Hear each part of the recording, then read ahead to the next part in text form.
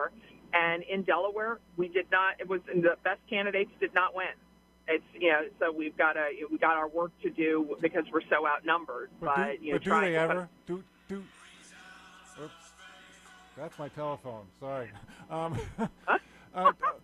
The best people never win in Delaware. Put it that way. I mean, otherwise you be the governor and the attorney general and all that stuff. All at one time. It is tough, and I certainly thanked every candidate that was willing to put their name out there and run, because it is very difficult to be a candidate at all, and certainly in Delaware with the kind of numbers that are out there. But I do think that we have an opportunity in front of us, because I truly believe Matt Meyer is going to make John Carney look conservative. And nationally, Republicanism is going to be front and center. So I think that we have an opportunity here to show that contrast, socialism versus not socialism, and we're going to see what happens. But I mean, I will be leading that charge. All right. Well, keep your eye on the ball. All right. You got it. All right. I'm going to let you go so you can drive safely. I appreciate you calling in. Thank you very much. Not a problem. I'll see you guys in a little while. All right, bye. All right, Julianne Murray, the Republican chair of Delaware, of the Republican Party chair, something like that. Anyway, wonderful lady, wonderful lawyer. It's 11:47. You're listening to WGMD 92.7, 98.5, the talk of Delmarva. This traffic report is covered by Complete Tree Care. The leaves are fallen. It's time to start calling Complete Tree Care. 302-947-2273. That's 302-947-2273 for fall cleanup. In Broadkill Beach, the eastbound lane of Broadkill Road is closed at North and South Bayshore Drive for construction into mid-January. In Millsboro, Hardscrabble Road from Route 113 to Country Living Road and Betts Pond Road between Route 113 and Fox Run Road is closed till June 1st. In Ocean View, Substation Road is closed between Burbage and Beaver Dam Roads for construction. And in Bridgeville Business Route 404 between Ray Road and Federalsburg Road is closed for bridge replacement. I'm Mary Lou for the talk of Delmarva Traffic. Have you looked at your website lately and thought, man, I need to fix this? Or maybe you want to be noticed at the top of the search engines. And social media, you may not even know how to get started. The Talk of Delmarva is here to help you with all of them. And in today's business world, they all matter. The Talk of Delmarva is the one to count on. For over 40 years, the people of Delmarva have counted on us for news, information, community, and weather. We are also the ones to count on to take your business to the next level. Your total marketing partner and the ones with the ideas. You think it for your business, we can make it happen. We are your one marketing source. Effective ad campaigns, transformation, digital, website, social media, OTT, and CTV. If you've heard about it, we know how to do it for you. Get in touch with us, thetalkofdelmarva.com. We want to share your pictures at the Talk of Delmarva's Picture of the Day. They must be taken somewhere on Delmarva. Fun at the beach, the big catch, fall colors, sunrise or sunset, whatever you spot, and click. Send your pictures to the Talk of Delmarva's Picture of the Day to media@WGMD.com. Tell us who you are and where you're from and where on Delmarva your picture was taken. You'll find more on the Talk of Delmarva's Picture of the Day under the Extras tab at thetalkofdelmarva.com.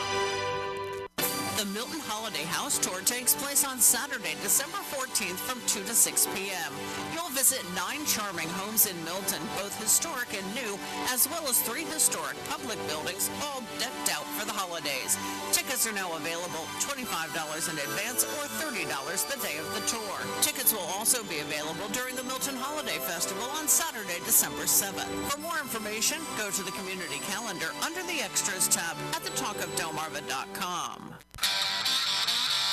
The only live show on the peninsula from 10 p.m. to 1 a.m. Recapping a busy weekend of news. Sunday nights with Bill Cunningham here on 92.7 WGMD. The Talk of Delmarva. This weather report is brought to you by Kelly's Outdoors, now stocked with new firearms. The locals' favorite outdoor superstore. Kelly's Outdoors in Millsboro. Here's a look at your Delmarva forecast. Ample sunshine expected this afternoon with daytime highs approaching 61. Winds out of the northwest, 10 to 20 miles per hour. Clear skies again tonight. Lows level off around 37. Daytime highs approaching 62 tomorrow. Sunshine mixed with clouds at times. Dry with temperatures a bit above average Monday and Tuesday, and highs from the mid-60s to the upper 60s. I'm meteorologist Paul Trombley from the Talk of Delmarva Weather Center. Inland. Right now, it's 60 degrees. If it's Saturday morning, then it's Max Power here on 92.7 WGMD, the Talk of Delmarva.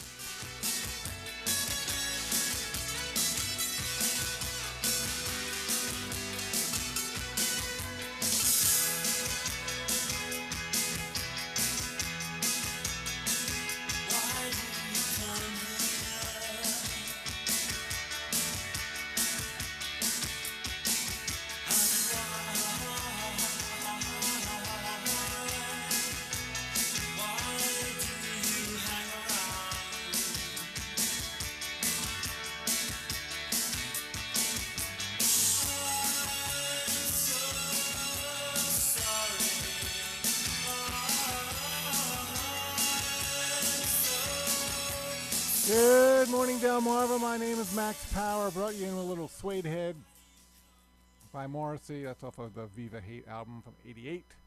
I got a cough. 1 second. Oh, wrong pipe for the water there. Might have to cough again, so I apologize. 11:52. Now, oh my God! Now I think I'm gonna sneeze. What a day! Coughing and sneezing. I'm trying not to. I'm just going to try to concentrate on what I'm saying to you. Maybe someone can give me a call at 302-945 and let me know what's going on with them. And that way I can turn the mic down and sneeze, I think. Whew, it's there. I can feel it. Don't you hate that feeling when it's not coming, when you're not sneezing, but you know it's there, and it's just like, we used to like go out and stare at the sun to make us, make you sneeze. It works. It works. But anyway, 11:53, 302-945-9292. I'm very worried about Joan now. She hasn't called, but oh, there she is. Look at that. I was so worried about you. Where have you been, young lady? Me? Yeah. I couldn't get to the phone. I was indisposed. Oh, okay. All so right. What's up? Oh, nothing. Just check. We were worried about you because usually you're in the first 20 minutes or so. Well, I'm glad somebody's worried. Yeah. Well, after you tell me all the stuff you know, my going Bill on. had a heart attack, right? Yeah. You told me last week. Well, it's. I don't want to talk doom and gloom, Max. Wonderful. But it's the reality. It's life. Yeah, he's a little winded and chest pains and stuff. So he went back to the cardiologist yesterday, and he has to get another stent put in within a month or so. So it takes a while for the heart to heal, And I'm kind of being run ragged because, like probably with your mother, you don't sleep. Always make sure he takes his medication and he's okay at night, Well, at least you still have your bill, okay? So be Yes. thankful for that. I know. So anyways, I know, Max. It's just tough, Oh, I hear you. I know. You get to be a certain age, and I mean, my mom's been gone for almost 2 weeks now. And I'm sorry to hear. I am so. And at home, I was praying for the both of you. Well, yes, I still am. I sit there at home and I'm like, I should be doing something because like for the last three plus months or whatever, I've been going to the hospital, going to the nursing home, or if she was home, I was checking on her like every 15 minutes. Now I'm just sitting there like.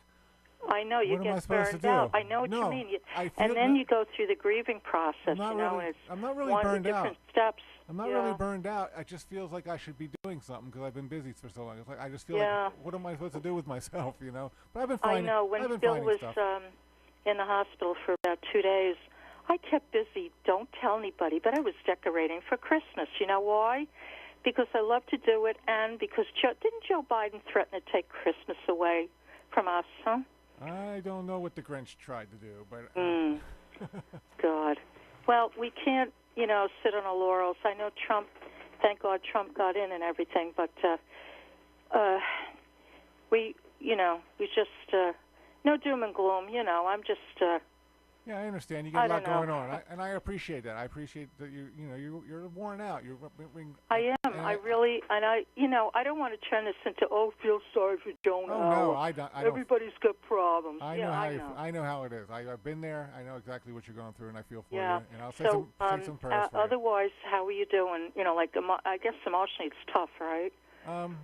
Every day it gets, I don't say easier, but, Yeah. But it's just the silly things that that get to me sometimes. I know. It's the things you don't expect. Looking at her picture, everything's usually be okay. But then something out of the blue would just remind me of something. Like, I know. I know. It's hard to lose your mother. I know. I still, at my age, I still cry for my mother at night, and I pray for her and everything. But, it's all part of life and the process.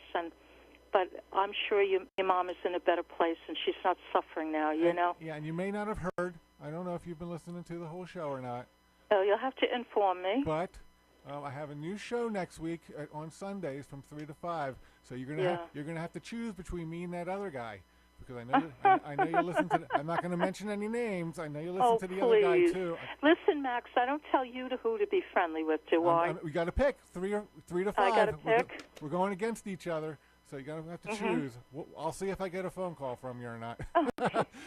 All right, Joe. I'm sure I could fit you in on my busy schedule. Okay. Well, anyway, Max, listen, we love you out here, and I'm sorry I didn't call sooner, but, okay. sometimes it happens. life happens. All right. Well, I appreciate the call. Thank you, Joan. All right. You take care. All right. Have a good one. Bye-bye. All right. That was nice. I don't mind Joan. I don't like that she keeps talking while I'm trying to say something. But other than that, because I try to get my 2 cents in, but other than that, I enjoy hearing from her most of the times. So, unless I say no doom and gloom and she brings the doom and gloom, then I'm like, arr, arr. No doom and gloom from 3 to 5 on Sundays. Okay? Next Sunday, not this Sunday. So anyway, should be fine. Remember 3, I was going to give you the phone number. max.power@wgmd.com. Email me if you're going to listen to the show 3 to 5 on WUSX next Sunday. Email me any kind of dedications you got for music or anything. Once a week I'm going to do that. I got some other plans for some other stuff. So yeah, it's going to be fun. It's going to be awesome. It's going to be wonderful. It's going to be super great. So I thank you all for listening to me. And coming up next, we got the one and only Julianne Murray with Tipping the Scales of Justice. And that's from noon till 2. And I'll see y'all next week. I don't have an out song. This is my out song coming up in a moment. You're listening to WGMD and WUSX 92.7, 98.5. We are the one and onlys, Talks of Delmarva. Bombadita, bombadita, bombadita, bombadita, bombadita, bombadita, bombadita, bombadita, until bombadita, we meet bombadita, again. bombadita, Happy trails to you. bombadita, bombadita, Keep smiling bombadita, then. Who cares about the clouds?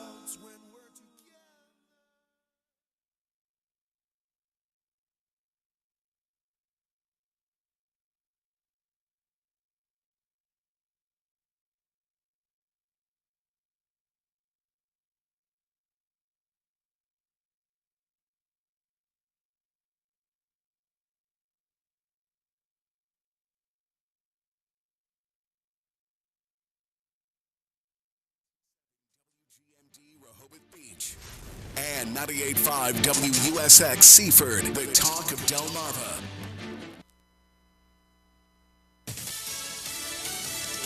It's not for him. I'm Jack Callahan, Fox News. President Biden making one of his last international trips as president, but not the guest of honor.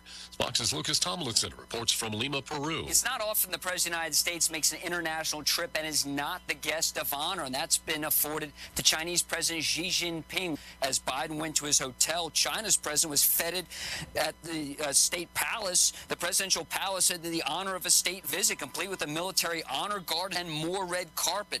No question President Biden's lame duck status playing a role here. Now, while at the palace, President Xi and Peru's president watched on a live feed the opening of China's new $1.3 billion megaport 2 hours north of where I'm standing here in Lima. Total Chinese investment is expected to top $3.5 billion over the next decade. China is Peru's largest trading partner. The second Trump administration is coming into shape less than 2 weeks after the election.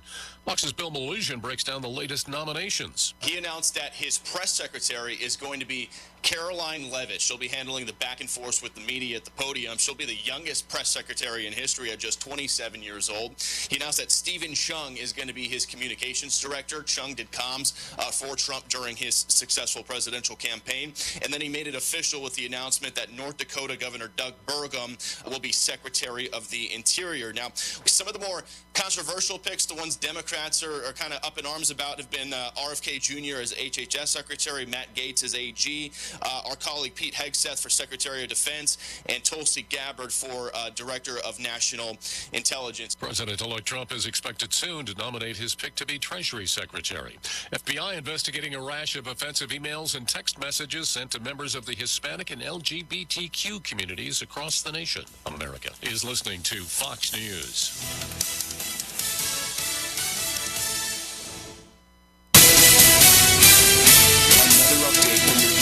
Source 92.7 and 98.5 WGMD, the talk of Delmarva. Paving will begin on Rehoboth Avenue and Rehoboth Beach on Monday and continue into mid-December. I'm Mary Lou in the newsroom for the Talk of Delmarva. That paving, though, will be suspended from the Wednesday before Thanksgiving until after the Christmas parade on December the 2nd. DelDOT officials say that there will be parking and lane closures along the avenue during daytime hours, but at no point will parking be restricted on both sides of a block. If storefront parking on a block is closed, median parking for that block will remain open. Drivers, however, should expect minor delays. The Department of Homeland Security, along with the Department of Labor, are expected to make an additional 64,716 H-2B temporary non-agricultural worker visas available for fiscal year 2025. Maryland Congressman Andy Harris says this comes on top of the congressionally mandated 66,000 H-2B visas that are available each fiscal year. Harris adds that this is welcome news and will help many businesses and seasonal employers in his first district in Maryland who rely on these workers to avoid canceled contracts, lost income, and lost jobs. Harris will continue to look for a long-term solution to the H-2B visa program. Gas prices are near the $3 mark. However, a storm brewing in the Gulf of Mexico could delay or temporarily reverse the decline in the price at the pump. AAA Mid-Atlantic says the national average for a gallon of gas dropped just 1 cent to $3.08 a gallon. In Delaware, the price increased 11 cents over the past week to $3.08 a gallon. For those who drive electric vehicles, the national average cost per kilowatt of electricity at an L2 commercial charging station is at 34 cents, but the cost in Delaware increased from 31 cents a week ago to 32 cents on Friday. Eyes to the south are watching the possible formation of Hurricane Sarah, which could head towards Florida by midweek. WGMD AccuWeather. We'll see sunny skies for most of the day, windy, but clear skies into the overnight, the low 36 to 46. For Sunday, breezy with sun and some clouds and a high of 60. Monday, partly sunny and pleasant with a high of 65. I'm Mary Lou for 92.7 and 98.5, the Talk of Delmarva. Happy Thanksgiving from All-American Mortgage. This is Jim Fritz, your go-to mortgage expert. It's been an honor to work with all of our clients, and I look forward to helping you as well. Whether it's a purchase, refinance, or reverse mortgage, I can handle it. Call 302-245-2327 for your mortgage needs. Again, happy Thanksgiving from Jim Fritz and All-American Mortgage, your hometown lender. Call me, Jim Fritz, 302-245-2327. The Habitat for Humanity of Wicomico County's Restore is in need of donations of building materials, furniture, appliances, tools, lawn equipment, or other household items. All is resold at bargain prices, and the proceeds go towards the construction or rehab of Habitat homes locally. Free pickups are available Tuesday through Thursday every week from Wicomico, Worcester, and Somerset counties. For more information, go to the events calendar under the Extras tab at WGMD.com. The Delmarva Ag Report, weekday mornings at 5:40, and the American Family Farmer Show, Sunday mornings at 5, here on 92.7 WGMD. Good afternoon, Delmarva. This is Tipping the Scales of Justice with Julianne Murray. I am live in studio. For those of you that aren't familiar with Tipping the Scales of Justice, this is a weekly show on Saturdays between 12 and 2 that is hosted by yours truly. I am a Delaware attorney that gives up a couple of hours to take your legal questions. This is your opportunity to get the answer to that legal question that has been on your mind. Don't be shy if you have a question. I promise I won't bite, and I can almost guarantee you that if you have a question, somebody else has that same question, so you're helping yourself and somebody else by calling in. What are those phone numbers? They are 302-945-9292 or toll-free 800-518-9292. You can also watch me live on IndustryNewsOnline.com. You can submit questions electronically on this site. For you regulars out there, you know that every time I do this show, we share disclaimers. These disclaimers are in everyone's best interest so that there is no confusion about how we do things here on this show. Here we go. It's Mike Bradley, heard weekday mornings 5 until 9 here at the Talk of Delmarva, 92.7 and 98.5 WGMD. And here's what you need to know to get ready for today's broadcast. Now, if you call Tipping the Scales of Justice and ask a question, you are not establishing an attorney-client relationship. This show is designed to be a public service where general legal questions can be answered. You may be asked specific questions so that the attorneys can better answer your question, but that does not mean they have become your attorney. Please be mindful that we're trying to get to as many callers as possible, so please limit yourself to one question per call. Now, if the attorneys don't know an answer, they aren't going to fake their way through it. The attorneys are going to tell you if they're unsure, and then they're going to find the answer. As professionals, they have reference materials available, but might have to find the answers off air and then provide the information later in the show. Now, if you hear us say that we should talk off air, take the hint that there's something either too specific or too juicy to tie up the airwaves. They'll get your contact information off air and follow up at a later date. Now enjoy the show.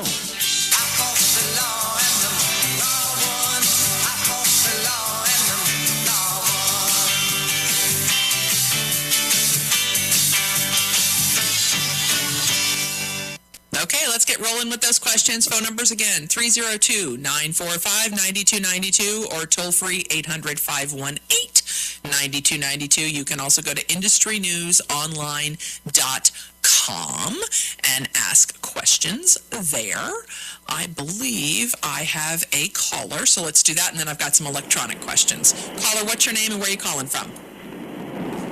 My name's Jim, calling from Ocean View. Hello, Jim from Ocean View. How can I help you? I just got my renewed concealed carry, and I just moved. Do I have to change the address on it? Let me make sure. So you're in Ocean View. So when you say you got your renewed concealed carry, you're talking about your Delaware concealed carry, right? Yes, ma'am. Mine does not have my address on it. Do they now show your address on the actual concealed carry permit? I don't have it on me. I thought it did.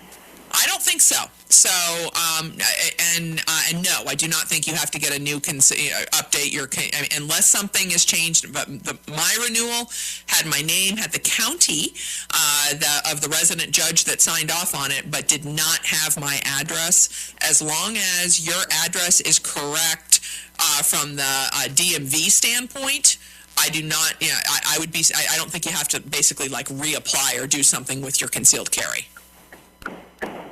Okay. Thank you. Oh, all right, you're very welcome. Thanks for the call, Jim. All right, let's look. The phone lines are hopping today. Let's go to the next caller. Caller, what's your name and where are you calling from? Hi, Julian. This is John from Delmar. We've spoken before. We have. And is it about collecting on a judgment?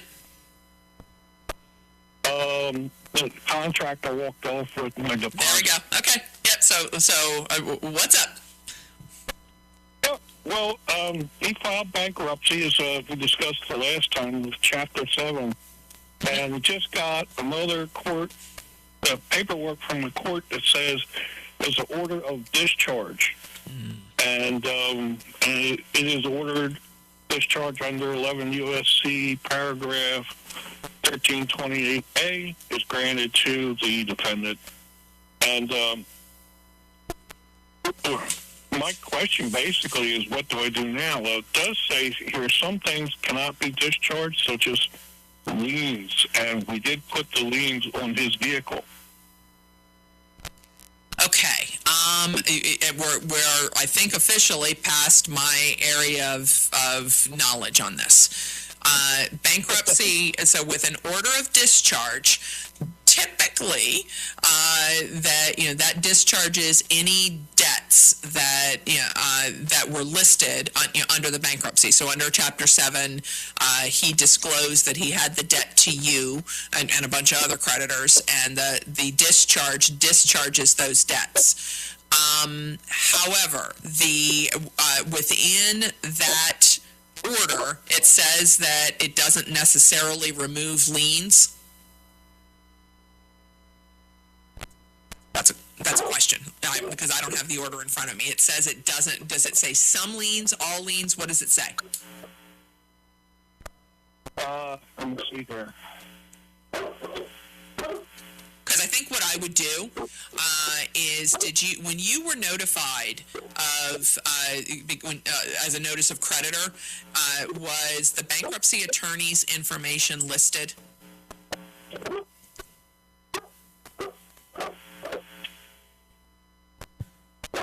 I'm sorry, I lost you. Okay. All right. So when you were noticed, I hear your dog, so I know that when you got the notice of bankruptcy, or the notice to the creditors, was the bankruptcy attorney for the defendant listed somewhere? Yes. Okay. I would actually contact that attorney. Now, he's not your attorney, but in terms of, it is absolutely fair game, and he has to give you an honest answer. It is fair game as a creditor to get clarification on where things stand now. My spidey sense on this is that you have to remove the liens, but I'm not certain of that. So, so I think that it is worthwhile to contact that attorney now that you've received the order of discharge, and do it from the standpoint of, you've got this court order in front of you and you want to make sure that you're complying with it properly. What does it mean? That is where I would go with this. Okay. Okay? I will give them a call on Monday. Okay. Thanks, John. Appreciate it very much. Take care. You. I know I have another caller. Let me grab it. Caller, what's your name and where are you calling from? Gary from Seaford. Hey, Gary. How can I help you?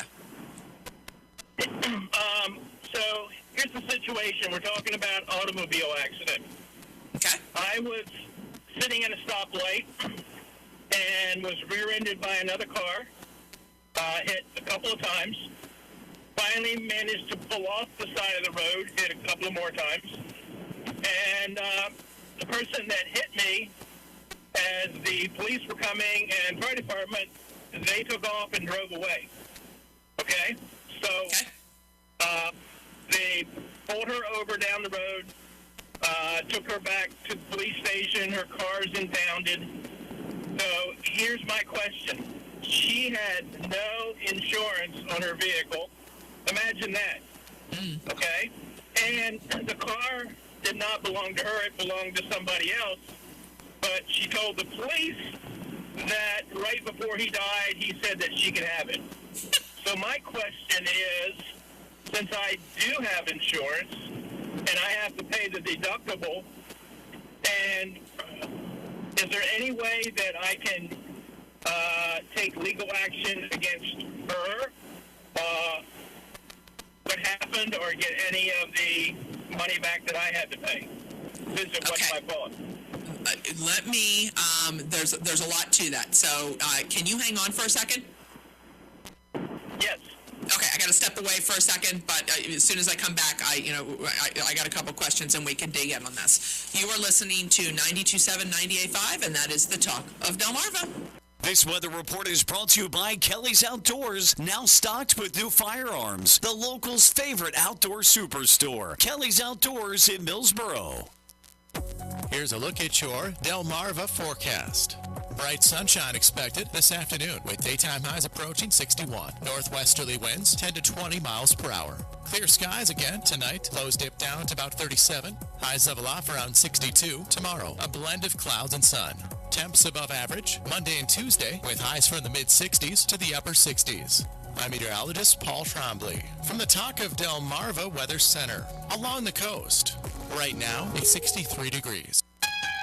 This traffic report is covered by Complete Tree Care. The leaves are fallen. It's time to start calling Complete Tree Care. 302-947-2273. That's 302-947-2273 for fall cleanup. In Broadkill Beach, the eastbound lane of Broadkill Road is closed at North and South Bayshore Drive for construction into mid-January. In Millsboro, Hardscrabble Road from Route 113 to Country Living Road and Betts Pond Road between Route 113 and Fox Run Road is closed till June 1st. In Ocean View, Substation Road is closed between Burbage and Beaver Dam Roads for construction. And in Bridgeville, Business Route 404 between Ray Road and Federalsburg Road is closed for bridge replacement. I'm Mary Lou for the Talk of Delmarva Traffic.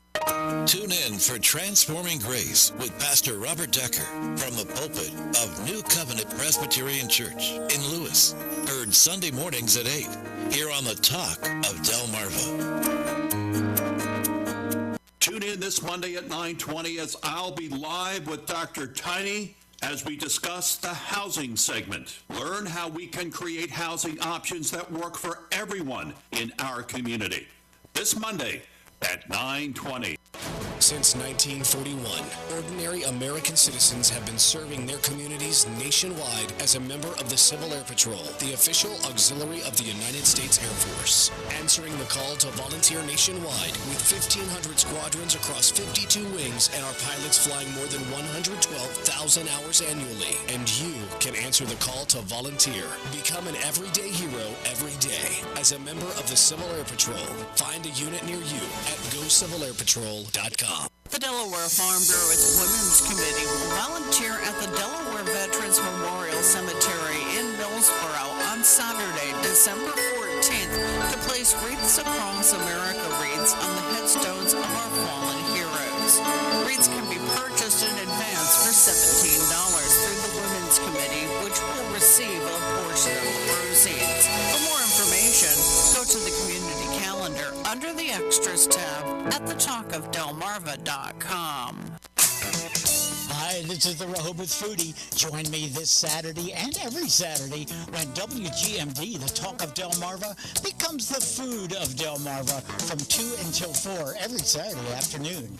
I'll give you a behind-the-scenes peek at the food industry professionals who keep Delmarva eating.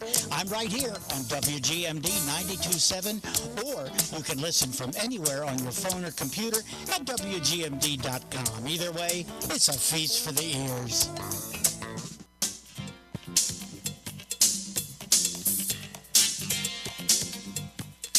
Scales of Justice, Julianne Murray here taking your legal questions until 2 p.m. today. We're going back to the phone lines to Gary. Gary, are you still there? I am still here. Thank you. Okay, so, all right, couple of different things. She left the scene of the accident, which is a criminal charge. Do you know whether she was criminally charged? Yes, she was. Okay, have you been contacted by the AG's office? How long ago did this accident happen? It happened May 31st. Okay, so pretty recently. Yes, you can possibly get some of the money back, and technically, how it will happen or should happen is you would be listed as a victim from the AG's standpoint. So you should be contacted by somebody from the AG's office and they will, as part of adjudicating this criminal charge with her, she will be required to, quote unquote, pay restitution to get you paid back for anything out of pocket as a result of her criminal charge. Now, this does not move quickly, and so, but I mean, we're at a week right now, so I mean, it hasn't even hit the AG's. I mean, I would be surprised if it has even hit the AG's office yet. Have you gotten any notices from any courts yet? No. Okay. And depending on police report, I do have a police report that the officer filled out, which was basically just an exchange of information. Yep.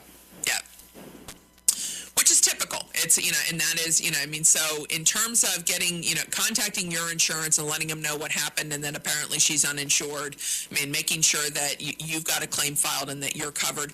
Your insurance company will also be in the mix in terms of wanting to be made whole, potentially through the AG's office, potentially. But depending on, so leaving the scene of an accident is involving property damage, I think is a misdemeanor as opposed to a felony. I'm going, and I'll have to look it up on the, on the next break. And the reason it makes a difference is if there is if it's a felony, then she has to have what's called a preliminary hearing. And if it's a misdemeanor, there is not a preliminary hearing. And, in terms of timing, we're just at, I mean, it's the prelim would have been potentially this past Thursday or next Thursday. If you haven't gotten any notice, it's making me lean more toward misdemeanor. But what I would do, give it another week. If you've not heard from the Department of Justice, you contact the Department of Justice and let them know that you were, a victim in a crime, and give them the information that you have. So, I mean, you have her name, you have the information. They ought to be able to pull it and get you connected with the right person, because you just want to make sure that you're included in the mix from a restitution standpoint. Now, that in terms of whether you're going to get a check that makes you whole, that's a whole nother ballgame. So she could technically be ordered to pay restitution, but if she doesn't have the money to do that, she doesn't go to jail over that. Like, she can make payments. There is a victims assistance fund. I just don't know if it's only, I'm going to use the word violent crimes that fall under that victim assistance fund, or whether you can, be made whole from leaving the scene of the accident. But what I would do at this point, give it this next week, if you've not heard anything from DOJ, I would contact the Georgetown DOJ and, just describe what happened, and, that you want to make sure that they know you're in the mix, and they'll connect you with somebody. But you typically are contacted and get to provide what I'm going to call a victim statement, and, including any out-of-pocket or anything that you have, had to expend as a result of that crime. Okay. Thank you very much. All right, thanks, Gary. Have a great day. Continuing on with phone calls. Caller, what's your name and where are you calling from? Hi, this is Ron from Georgetown. Hey, Ron, how can I help you? Oh, first I want to thank you for taking my call or question, and also I want to thank you for providing the service to the community. I listen often on Saturdays and enjoy your show. Thank you. I appreciate that. Hey, so we have an HOA that has a no soliciting policy, and we put up a sign, and we also have recently had a rash of solicitors come through the community, and when you confront them, they say, oh, well, what are you going to do? It's not against the law, call COP. And so my question is, what legal resource do we have for unwanted solicitors? Okay, so it's a private community that is posted with no soliciting, right? That's correct. Okay, so that is All right, so a couple different things rattling through my head there. I mean, they're trespassing if they come into the community when you say that no soliciting. The next step, that the posting that says no soliciting, I would make the sign read as no soliciting - solicitors will be considered trespassers. Okay. Okay. That moves it up, ratchets it up to criminal. Okay? And then at that point, you can, if they trespass, you can actually involve the police on it. Now, understand something.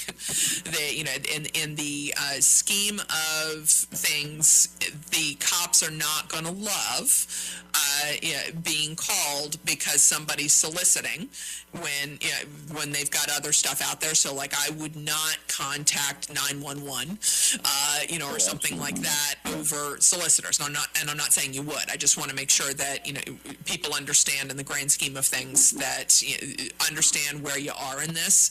But what you can do is make a non-emergency report if you've got someone who's soliciting. And and I don't know whether you're Georgetown. Are you in Georgetown proper or out? So did Georgetown police respond to you, or are you state police? We're outside of the town, so you're. It would be state. So it's Troop 4 then, is to, contact someone at Troop 4, again, non-emergency, and tell them, that you're having this problem with it, and see if they have any tips for what to do.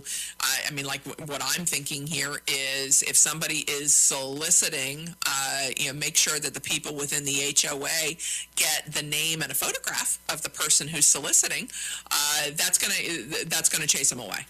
Literally, as soon as if you've posted it and said no soliciting, and you're considered a trespasser, and a solicitor, I'm living in that neighborhood, and that solicitor shows up on my doorstep, and I answer the door and say there was a big old sign there that said no trespassing.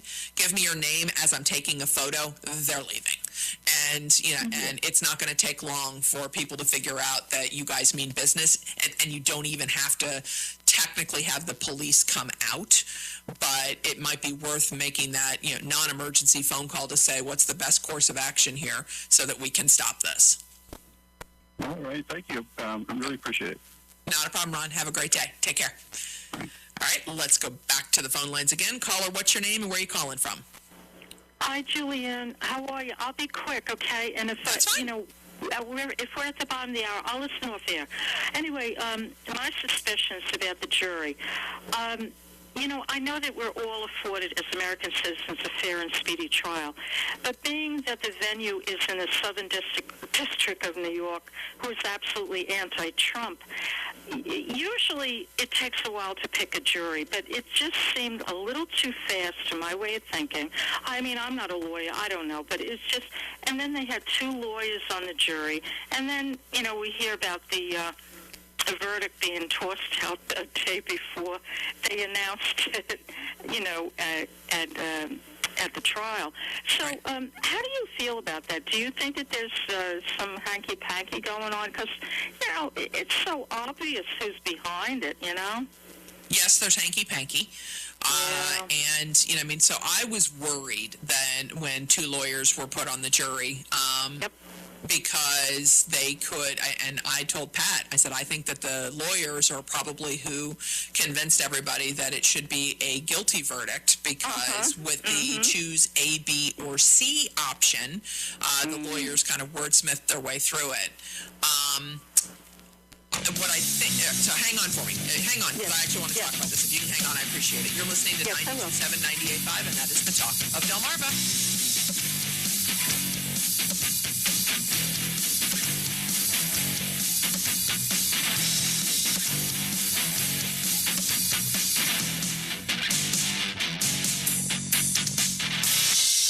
First Light Delmarva, weekday mornings at 5 a.m. Your all-news hour to get you up and going with all the news and information you need to know. Here on 92.7 WGMD. This WGMD Marine Weather Report is brought to you by The Surfing Crab. For the best in all-you-can-eat crabs, visit The Surfing Crab on Highway 1, Lewis. Here is the marine forecast from the Taco Delmarva Weather Center. A small craft advisory continues. Sunshine for today with highs approaching 60 degrees. On the water, northwest winds 20 to 25 knots, higher gusts possible, seas 4 to 6 feet. The current water temperature is 55 degrees. At Cambridge, low tide at 9:50 a.m., high tide 4:03 p.m., and at Rehoboth Beach, high tide 7:30 a.m., low tide 1:55 p.m. Stevens, President-elect Trump continuing to make cabinet picks and name key staffers, including Caroline Leavitt as the incoming White House press secretary. Republican National Committee co-chair Lara Trump on Fox and Friends Weekend. These are people who understand what needs to happen and how to be effective movers. The president-elect also naming Doug Burgum as the Interior Secretary, with growing speculation about who would be named the next Treasury Secretary for the U.S. A trial now underway for the Venezuelan illegal migrant charged with killing 22-year-old Georgia nursing student Laken Riley. The system failed Laken Riley and her family. A broken border, a failed Laken Riley. Georgia Attorney General Chris Carr on Fox and Friends Weekend. Jose Ibarra charged with Laken Riley's murder. America's listening to Fox News. Have you looked at your website lately and thought, man, I need to fix this? Or maybe you want to be noticed at the top of the search engines. And social media, you may not even know how to get started. The Talk of Delmarva is here to help you with all of them. And in today's business world, they all matter.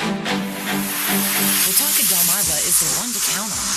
For over 40 years, the people of Delmarva have counted on us for news, information, community, and weather. We are also the ones to count on to take your business to the next level. Your total marketing partner and the ones with the ideas. You think it for your business? We can make it happen. We are your one marketing source. Effective ad campaigns, transformation, digital, website, social media, OTT, and CTV. If you've heard about it, we know how to do it for you. Get in touch with us, thetalkofdelmarva.com. 92.7 and 98.5 WGMD is online with local news, information, events, and more, along with streaming at thetalkofdelmarva.com. You can also download and listen on the WGMD app. We can also be found on social media at facebook.com/WGMD927, on Twitter at WGMD Radio, and at youtube.com/WGMD927. The Talk of Delmarva, 92.7 and 98.5 WGMD.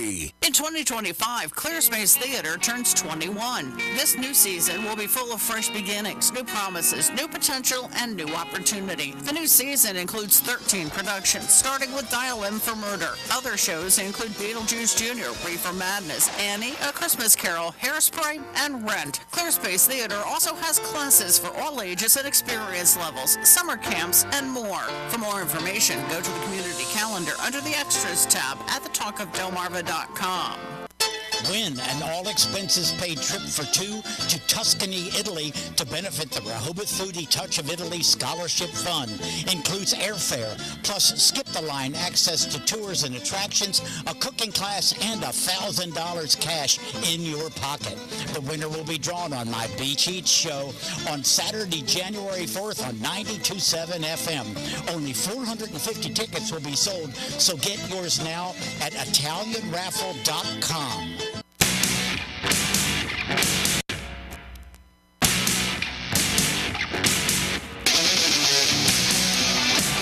Welcome back to Tipping the Scales of Justice. Julianne Murray live in studio taking your calls. Phone numbers 302-945-9292 or 800-518-9292.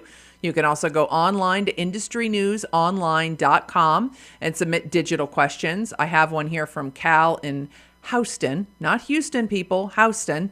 Why isn't the DOJ going after Oprah and Beyonce?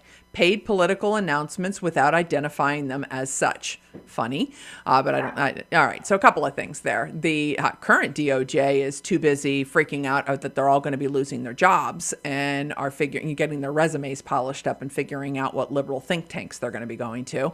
Nothing's going to happen there. When the new DOJ is seated in January, Oprah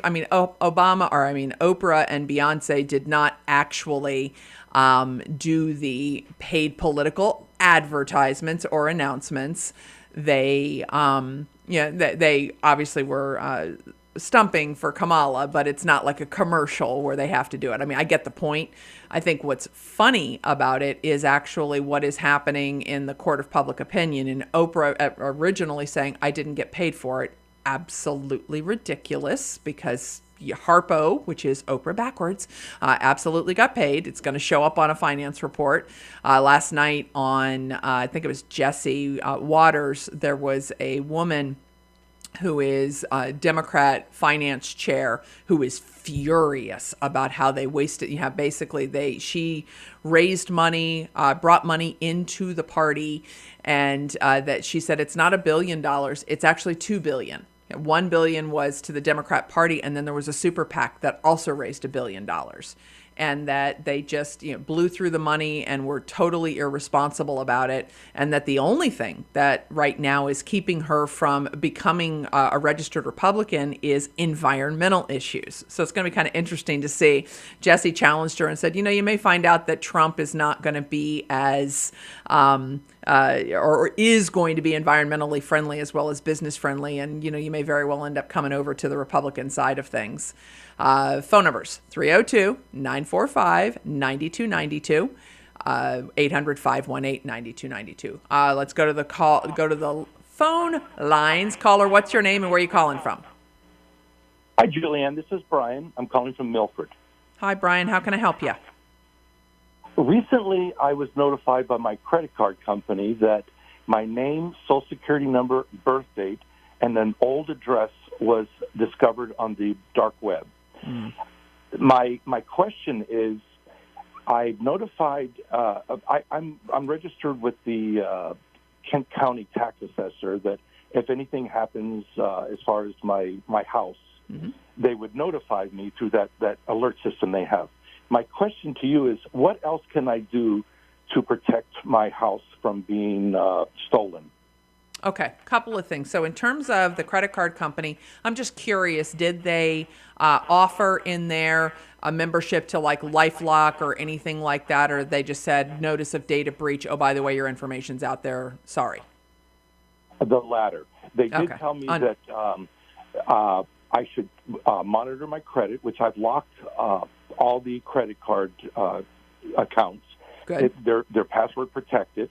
Good. And they did suggest that I keep an eye, because with that information that's out there, they could use my ID for medical and something else. I don't recall what it was.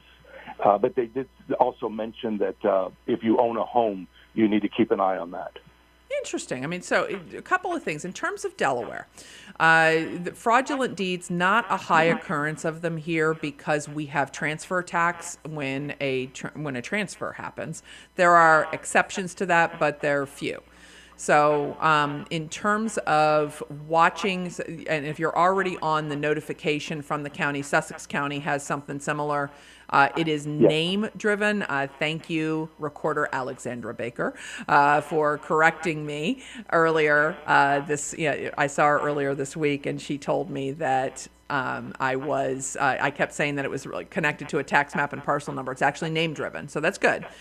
So you would get a notification, but I personally think that the data breach, in terms of fraudulent deeds, not the highest risk. The data breach like this, it's more likely taking out credit, trying to get a credit card or medical, but with housing, those deeds were available anyway.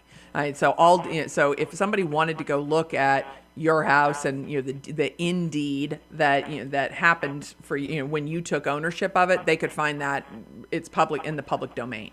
So Right. it's interesting to me that they warn you about that. But here in Delaware, I don't see that as the biggest threat, unfortunately. And if you've done a lockdown on credit, that's the smartest thing that you could do. Let me ask you, if I did a trust, revocable or irrevocable, would that also give me some added protection? Yes. In that the trust is so with a trust, you still own it. You're typically the trustee of the trust. But legally, when it's just in your name, okay, the transfer, you've signed the deed, you go to sell your house, you're going to sign that deed as the grantor when you go to sell it. With a trust, you're signing it as the trustee, and there's an extra, I'm going to use the word piece of the puzzle, which is that there's a trust document that names you as the trustee. Now, that trust document is not recorded, so I'm not going to say that this is bulletproof in terms of that gets recorded, and so that person had the authority. But in general, when you're talking about fraudulent deeds, it is person to person, and there's not an entity involved because the entity has I'm going to use the word higher level of scrutiny because it's typically done by an attorney. Here in Delaware, an attorney is also a notary, and so it's more likely to possibly be questioned. Let me ask you this. My wife is also on the house.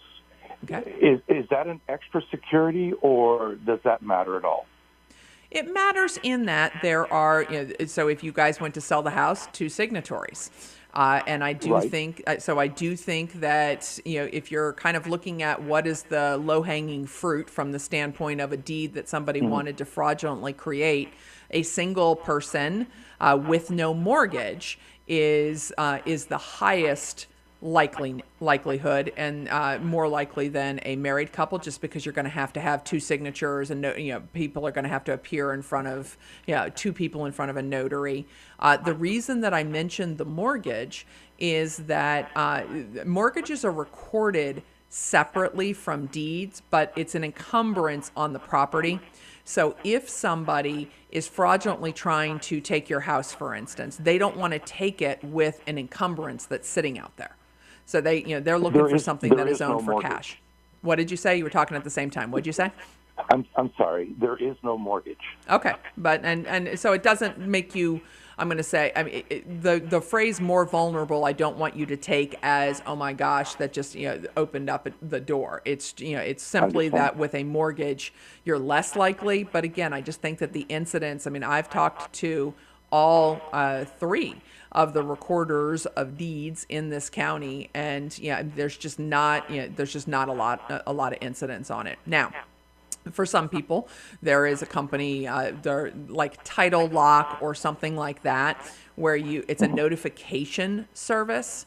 I personally think that the fact that the counties have adopted, at least Kent and Sussex have adopted the notification for free. I don't know that you need that Title Lock. The only time that I would encourage somebody that they may want to do that, and you have to really get into the details of the company, is if that insurance that you're purchasing fixes the problem.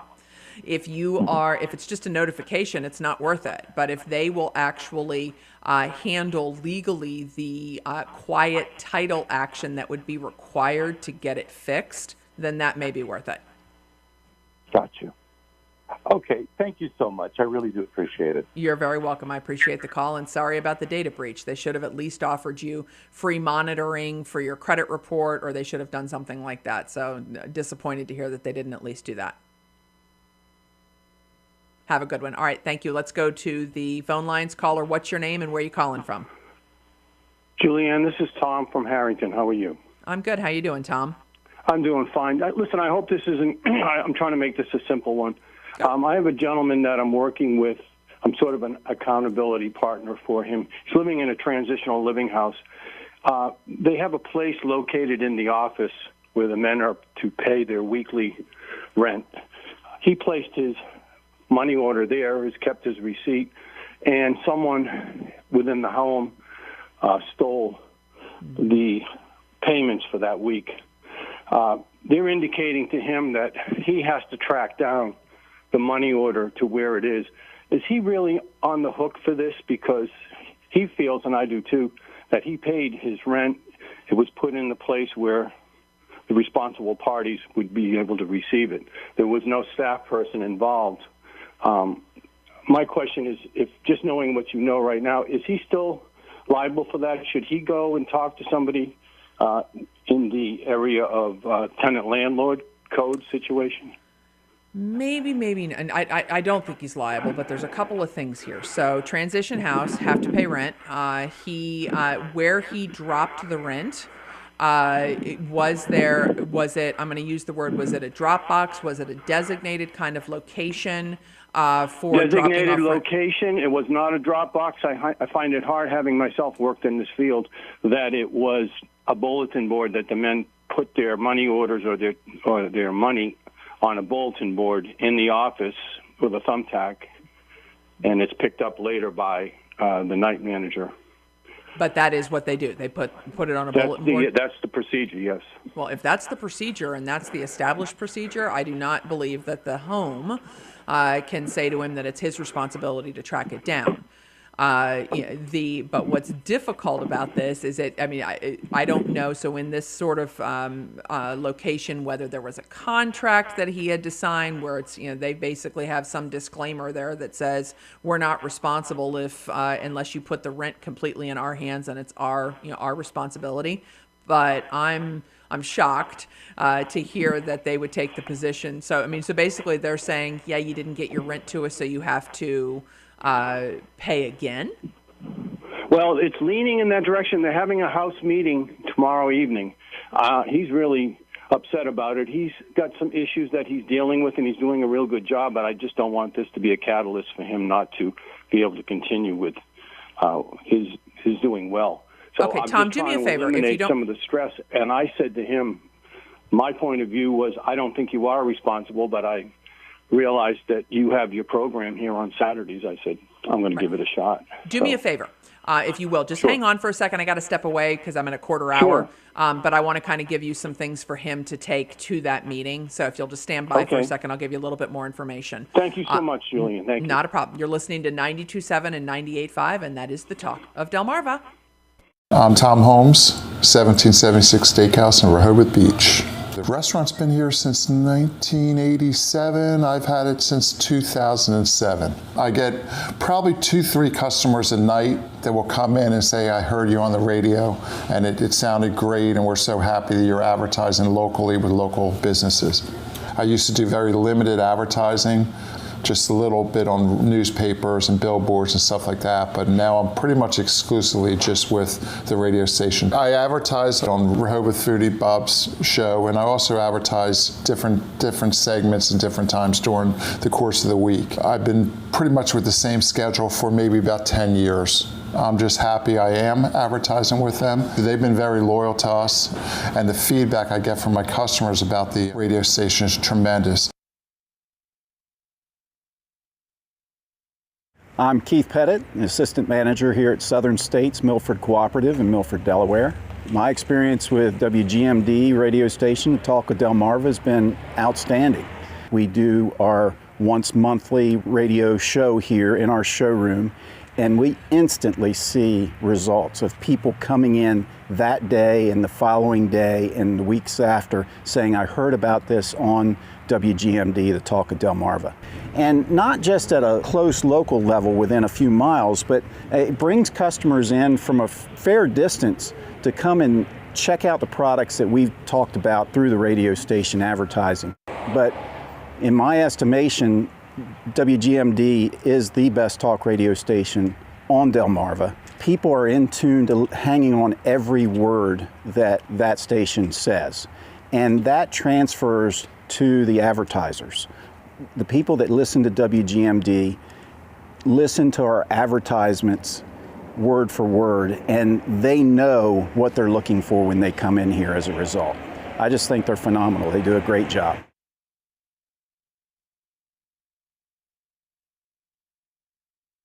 My name is Karen. My husband and I own Captain's Pizza. We have been here for over 6 years, going on 7. We only advertise with WGMD, and we love it. They really help us with anything that we need. They always have good suggestions. They help me with the commercials. Advertising has helped our business tremendously. We do get a lot of people that come in and want to know who is talking on the radio, and I'm always here, so I'm always happy to say that it's me. We participate with Delmarva Dollars. A lot of customers bring them in. We have customers that ask when they're going to have them again if they don't hear it on the radio. We tried advertising in the newspaper and things like that, but we see more of a showing with the Delmarva Dollars. And the customers, they ask me, where else do we advertise? And I tell them, we only advertise with WGMD. We've been very successful with them. We get exactly what we ask for, and it's well worth the money that we invest in it. Since 1980, WGMD Radio has been your local hometown station with everything from music to news to sports. We know a thing or two about community and longevity. The Talk of Delmarva is proud to be partnered with the White Marlin Open and congratulates them on 50 years. Welcome back to Tipping the Scales of Justice. Julianne Murray live in studio. Phone numbers 302-945-9292 or 800-518-9292. I'm going back to the phone lines. Tom, are you still there?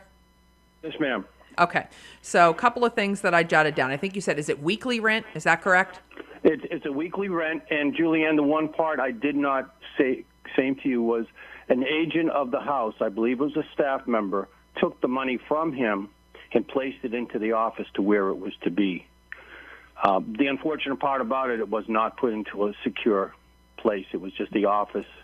But that's huge. And I don't know why it's done that way. But yeah, no, that agent just assumed the responsibility for it. So, so what I would say for him, keep his cool. And I don't know when we talk about a transition house whether, and I'm not being snarky when I say this, whether this is probation oriented, like from a criminal. No, it's a sober living facility. Okay, perfect. They probably. So if I'm him, I am asking if they have video, because a lot of these places do have video going on inside. My note was, were there other payments there on that bulletin board? But now hearing that he actually handed it to somebody, an agent, who took that absolved him of, he delivered it. That's what I thought. Okay. Yeah, absolutely. And he followed their process, whether it was on the bulletin board or handing it to the agent. But, Exactly. And that's what I thought, Julianne. So for him to be asked to trace this down, because he does have the receipt from the money order, and it's a $17 fee, and money is kind of tight, I'm saying, why is that his responsibility? Well, they did an investigation. Several individuals from the home were asked to leave. Well, and tracing it, what good does that do? So it's a money order is like cash. So right. Presumably what they're saying, they want to know somebody endorsed it or something like that. But right. If he wants to do that to quote aid in the investigation, I don't have a problem with that and would encourage him to. But if he doesn't want to do that, my biggest concern is that they're not going to expect him to pay rent that was stolen from them. Well, exactly. And that's my point, too, because I'm trying to be an advocate, but also I'm looking at the other side. I want this home to be a success. Sure. But unfortunately, they did not do their due diligence as far as the way that they conducted the taking of the money. I would have thought a lockbox minimum, or somebody in person to be there to take that money. Well, and if they want him to trace the money order and there's a fee associated with that so that he can aid in the investigation, then they should knock $17 off his rent for the next week. Great. He's doing them a favor by doing that, and no, I do not think he's responsible for that. Great. Julianne, thank you so much. I appreciate your time. You have a great show. Not a problem. Thanks, Tom. Thanks for the call. All right, let's go to the phone lines. Caller, what's your name and where are you calling from? My name is Nikki, and I'm calling from Lewis. Hey, Nikki, how can I help you? just say very, very quickly before my question that I was shocked how much of a blue state we remain after the election. And personally, I would hope and pray one day you become governor. Now I will ask my question. Thank you for that. You know, there's presumably 10,700 building permits on the books, yet Cool Springs comes in, and the zoning on Route 9 was AR1, but then they all of a sudden can change it to dense commercial, where 735 structures are going in there.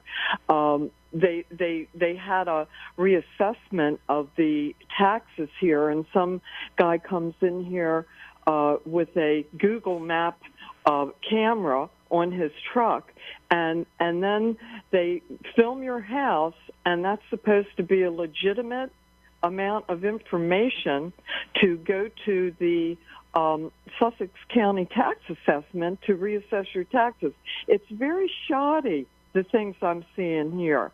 I've been here, 15 years, and I don't understand the no fault with the accidents going on right and left and all of this mismanagement. It really is unbelievable. And I wish that somebody like yourself who deals with the facts and the law can be in a higher place so that they can, get the laws to stand on their own.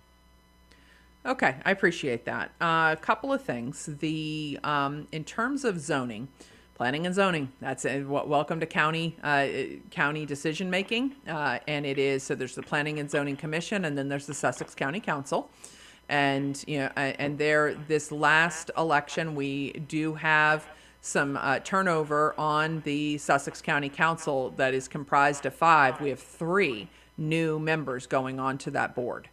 Or to that council. That's not planning and zoning, that's the actual Sussex County Council. But the denseness of some of these communities is absolutely on the radar of a lot of people. And so I do think that particularly if you happen to be adjacent to one of these communities or impacted by it, letting your voice be heard at a planning and zoning or a Sussex County Council meeting is advisable and appropriate.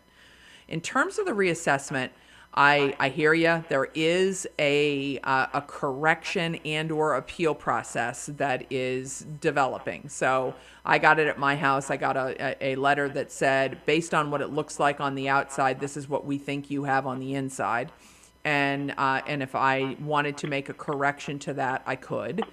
I think that we have to balance. I mean, so I don't love the idea of somebody making a determination on my house from outside, but I certainly am not on board with letting them in my house. So how do you have to balance, privacy interests and the availability for people with the mandate, because it's all based on a court case that that the properties have to be reassessed. So I think they have to take it on a 1-by-1. So if you get a notice and you disagree, they've misidentified they've said your house is 5 bedrooms and it's 3 or something like that, based on what they think, then you have to go through the process. Does it stink? 100% yes, it does. But would such Zillow as have any feet to stand on if their square footage is different than this notice that I received March 7th of 2024 from this? It was Tyler's Technologies that was doing this ride by. Does Zillow have any legs to stand on? Do you mean can you use Zillow? Because Zillow has no. Zillow. If you Google the house, Zillow's square footage is completely different than what this form says the home I own has. The square footage. No. Two totally different numbers. Does Zillow have any influence on the reassessment? I don't know the answer to that. Maybe. Okay. I mean, because Zillow is lots of people use Zillow, and it is definitely, so from the standpoint of, for instance, estate requirements, when we have to put a value, we can use Zillow. We're not required to get an appraisal of it. I think what I would do if you disagree with what you got or what they're saying is there should be make contact and find out what the appeal process looks like. Do you have to actually have an appraisal? Can you look at how they came to their determination? I know I dealt with this with somebody up in Kent County where they wanted to look at the file to see how that came about. But it's going to be a one-on-one situation from an appeal standpoint. And nope, you shouldn't be burdened with it. But when they define and require the reassessment of every property, it's just, unfortunately, they paint in very broad strokes. I got to run. So you're listening to 92.7 and 98.5, and that is the Talk of Delmarva. All day, every day, with news, talk, and sports. Over 40 years strong. 92.7 WGMD, Rehoboth Beach, Ocean City. Level diplomacy. I'm Paul Stevens, Fox News. President Biden making one of his last international trips as chief executive, but he was not the guest of honor in Lima, Peru. It's not often the President of the United States makes an international trip and is not the guest of honor, and that's been afforded to Chinese President Xi Jinping. As Biden went to his hotel, China's president was feted at the state palace, the presidential palace, at the honor of a state visit, complete with a military honor guard and more red carpet. No question Biden's lame duck status playing a role here. Now, while at the palace, President Xi and Peru's president watched on a live feed the opening of China's new $1.3 billion megaport 2 hours north of where I'm standing here in Lima. Total Chinese investment is expected to top $3.5 billion over the next decade. Fox's Lucas Tomlinson. China is Peru's largest trading partner. The second Trump administration is coming into shape less than 2 weeks after Election Day. Fox's Bill Malugin breaks down the latest nominations from West Palm Beach, Florida. He announced that his press secretary is going to be Caroline Levitt. She'll be handling the back and forth with the media at the podium. She'll be the youngest press secretary in history at just 27 years old. He announced that Stephen Chung is going to be his communications director. Chung did comms for Trump during his successful presidential campaign. And then he made it official with the announcement that North Dakota Governor Doug Burgum will be Secretary of the Interior. Now, some of the more controversial picks, the ones Democrats are kind of up in arms about, have been RFK Jr. as HHS Secretary, Matt Gaetz as AG, our colleague Pete Hegseth for Secretary of Defense, and Tulsi Gabbard for Director of National Intelligence. Meantime, President-elect Trump is expected to soon nominate his pick for Treasury Secretary. America's listening to Fox News.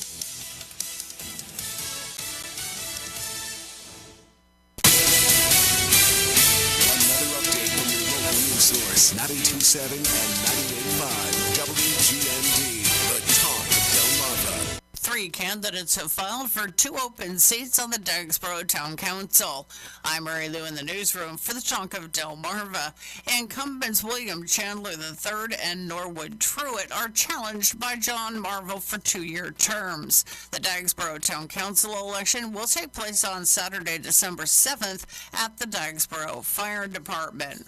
An anonymous tip led Ellendale and Delaware State Police to the arrest of 39-year-old Greenwood woman who drove off from a traffic stop on Old State Road a week ago. Delaware State Police and the Delaware Office of Probation and Parole Governor's Task Force were able to arrest 39-year-old Genevieve Longoria on Thursday after she led police on a short pursuit where her vehicle ended up in a ditch and became inoperable. Longoria faces charges from that pursuit as well as 8 additional charges from Ellendale Police. She is also wanted on 2 outstanding warrants. Longoria is being held at the Baylor Women's Correctional Center. Ocean City officials have announced a public hearing on a proposed closure of Bayview Lane, that's on the Bayside, between 1st and 2nd Streets downtown. That public hearing will be held during the regular meeting of the Marin City Council on Monday, December 16th. Unemployment in Delaware dropped in October to 4% from 4.2% in September. It's also lower than it was a year ago. The Department of Labor showed unemployment in Delaware in October of 2023 at 4.1%. The national average did remain unchanged from September at 4.1%. However, in Sussex County, there was a slight increase in unemployment from 3.1% in September to 3.2% in October. The largest over-the-year job changes in October were in government, construction, and private education, and the health sectors. WGMD AccuWeather. Sunny skies for much of the day. It'll be windy with clear skies in the overnight. The low 36 to 46. For Sunday, breezy with sun and some clouds with a high of 60. For Monday, we'll see partly sunny skies. It'll be pleasant with a high of 65. I'm Mary Lou for 92.7 and 98.5, the Talk of Delmarva. Explore the 5,000 square foot outdoor superstore right in Millsboro. Kelly's Outdoors is now selling new firearms. Kelly's is fully stocked for hunting season. Browse through a huge variety of new guns, massive amounts of ammo, durable hunting wear, and precision archery supplies. The team members at Kelly's are highly experienced hunters, ready to equip you with the right gear. Visit the locals' favorite outdoor superstore. Open every day at 8:30 a.m. east side of Millsboro on Route 24. Kelly's Outdoors, racks, fins, feathers. This holiday season, Sussex County needs your help to feed the hungry. Join us for the 41st annual Caroling on the Circle in downtown Georgetown, Thursday, December 5th at 6 p.m., followed by the town's tree lighting and Christmas parade. Sing along, celebrate, and lend a hand to those in need. Now through December, drop off non-perishable food items at the county building on the Circle, or donate online at give.fbd.org/caroling. For more details, call 302-855-7700 and help us serve up hope this holiday season.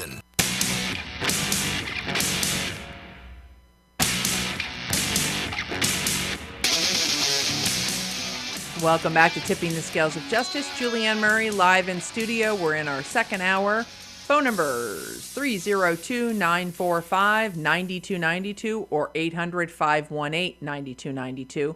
The board's open right now, so let's get some calls going. You can also come in via the internet on industrynewsonline.com and submit questions digitally. While I am waiting for calls, a couple of legal updates, just in terms of, I mentioned it to Max when I was driving down from Dover this morning, that in Delaware we had after the election, the next day there was a change in the Kent County Register of Wills election, where Colin Bonini was up by 429 votes. And on the morning, the night of the election in the morning, and then at noon, there was a change. He went up about 1,000 votes, but his opponent went up by a couple thousand votes. So it actually flipped the election. And I believe I spoke about this last week, but hadn't had the follow-up with the commissioner about this, where I wanted to know where the 3,300 absentee ballots came from and why the tallying happened the way that it did. So it was not a ballot dump where a suitcase of ballots were taken in at 7 p.m., which, by the way, would be legal in Delaware, as long as the ballots are received by the close of the polls, so 8 p.m. on Election Day at one of the county headquarters. That is lawful, and ballot harvesting is also lawful in Delaware, so we definitely have to have some conversations about that. But in this case, these ballots were not, I'm going to use the word accumulated, they were scanned in public sessions. We had watchers at all of these sessions. We have logs from having people at these sessions. But when they went to tabulate at the end of the night at 8 p.m., if they were what's called an undervote, an overvote, or a write-in, they required hand processing, meaning somebody had to physically look at it, either the ballot itself or the computer screen image of it, and send it for tabulation. Now, undervote means you didn't vote for every office. Overvote means that you colored in 2 ovals for the same office, and write-in, I think we all know what a write-in is. What is shocking is the number. 3,300 out of 5,500 in Kent County required this hand processing. I did a Zoom call yesterday with the commissioner. Mike Ramone was also on this call, and we asked questions about it. We are actually going to go to Kent County and look at these ballots, the originals and the duplicates, because if for some reason the ballot was checked off or an X instead of coloring in the oval, so like the old Scantron tests that couldn't be read, I want to see both of those, and have asked for the computer logs of when they were scanned, when those batches were scanned. But here's a couple of lessons that we learned out of this. One is that normally it's a public session where we have watchers there when they're opening these ballots. Election day was also a public session. They opened it and they never closed it. So now we know for next time we need watchers there, that there can be ballots that are received. He did say that they had some from the post office, brought over one more kind of final run. So still digging on this, getting the totals from each county. I want to know the hand processing, the adjudications for each county. And I'm going to continue because election integrity is important. What we learned from a national level, it is not a mistake that Trump won every swing state. There was a battalion of lawyers in each state, and they were teed up and ready to go. So we're going to continue to do that. Right now, not a lawsuit pending because we'd have to show that we could flip the election. The other issue, okay, let me pause for a second. Phone numbers 302-945-9292 or 800-518-9292. Again, you can do a digital question at industrynewsonline.com. The other thing that happened in this election that we had no warning about is on the machines, if you undervoted, if you intentionally skipped an office and didn't want to select the candidate there, you got a warning screen that came up and said, warning, you haven't voted for every office. And you could bypass it, but you had to you had to say, yep, that's what I intended to do before you could vote. My concern, and the concern of lots of people, is that for people who are not sure, they see that and they go, does that mean I have to go in and I have to vote for every office? That it actually encouraged people to vote for offices that they may not have otherwise voted for because they were afraid their vote for the top of the ballot would not be counted. Okay, that's a problem. It is not uncommon in a presidential election for somebody to go in and just vote for the president or maybe the federal offices, president, Senate, U.S. Senate, Congress, maybe go as far as governor or lieutenant governor, but it's not uncommon to skip those bottom of the ballot races. I don't like that. I mean, we obviously want people to vote all the way down the ballot. But statistically, when you look at Republicans versus Democrats, Democrats are more highly likely to undervote. So if they are there, they voted for, say, Kamala Harris and only Kamala Harris, and then got the warning, didn't think that their vote was going to count, and then went all the way down the D column to vote for every office, that benefited the Democrat candidates and actually disadvantaged the Republican candidates. So not particularly happy that we had no warning. The explanation for why that occurred was that this was a system update through the voting machines, and that under Delaware law, the commissioner and the Department of Elections is required to use the latest update, and that they didn't mean anything bad by it, that it was really just voter information, making sure that people understood that they were skipping offices. But the impact of it, certainly not equal, and something that people should have been warned about. And both Mike and I expressed our displeasure, you read between the lines there, on how this impacted. So I certainly appreciate everybody that is concerned, that's asking questions. I think the other thing we learned in this election is lots of voters asked lots of questions. And I know that Max asked me when I was driving down about the hijinks and shenanigans, my words, that are happening in Pennsylvania, where they are blatantly saying that they are going to count illegal votes.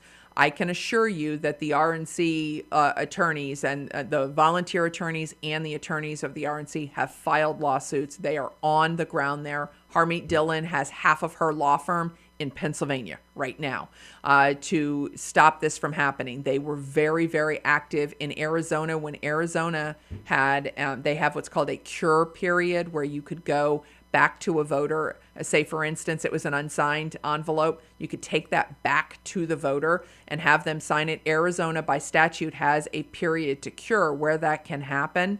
And the Republicans, the ground game for Turning Point was so massive that it was favoring the Republicans. And, you know, I know that there's a lot of questions about Kari Lake's race and how that turned. Again, something else that's going to have to kind of be looked at separately. But in Arizona, they tried to extend that cure period. The ACLU filed to cure that, and Dylan Law was there and argued and won that that they weren't going to extend that period. So I know Wisconsin, I know that there are questions still, not at the presidential level, thank God, but at some of these Congress and U.S. Senate races. And the lawyers are still engaged and paying attention to what's going on so that we can, again, kind of put things in place so that next time we're set. But I think that we now have learned being on offense is absolutely where the Republican Party should be. I know here in Delaware, we were absolutely on offense by having the election integrity hotline, taking those complaints. We're able to make phone calls and make changes on election day, and certainly sent a message that the Republican Party was paying attention. We had checker challengers, hundreds, by the way, people, hundreds. So thank you to everybody who was willing to. But legally, we've now got this hiccup with the undervotes and with the absentees in Kent. So to be determined on what happens there. So let's get some phone calls. I'm going to step away for a second. Phone numbers 302-945-9292 or 800-518-9292. Again, you can do digital questions if you don't want to talk to me. You go to IndustryNewsOnline.com and submit those digital questions. You're listening to 92.7 and 98.5, and that is the Talk of Delmarva. I'm Tom Holmes, 1776 Steakhouse in Rehoboth Beach. The restaurant's been here since 1987. I've had it since 2007. I get probably 2-3 customers a night that will come in and say, I heard you on the radio and it sounded great and we're so happy that you're advertising locally with local businesses. I used to do very limited advertising, just a little bit on newspapers and billboards and stuff like that, but now I'm pretty much exclusively just with the radio station. I advertise on Rehoboth Foodie Bob's show, and I also advertise different segments and different times during the course of the week. I've been pretty much with the same schedule for maybe about 10 years. I'm just happy I am advertising with them. They've been very loyal to us, and the feedback I get from my customers about the radio station is tremendous.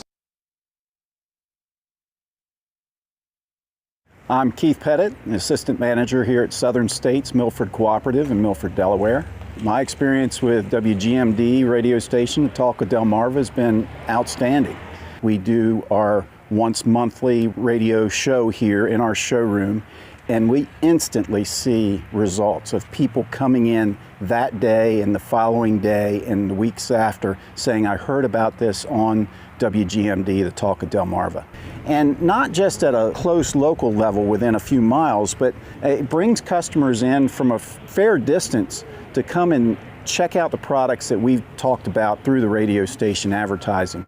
But in my estimation, WGMD is the best talk radio station on Delmarva. People are in tune to hanging on every word that station says, and that transfers to the advertisers.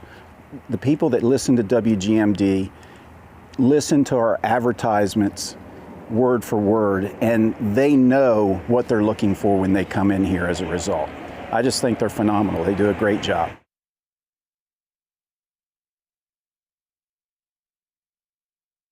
My name is Karen. My husband and I own Captain's Pizza. We have been here for over 6 years, going on 7. We only advertise with WGMD. and we love it. They really help us with anything that we need. They always have good suggestions. They help me with the commercials. Advertising has helped our business tremendously. We do get a lot of people that come in and want to know who is talking on the radio, and I'm always here, so I'm always happy to say that it's me. We participate with Delmarva Dollars. A lot of customers bring them in. We have customers that ask when they're going to have them again if they don't hear it on the radio.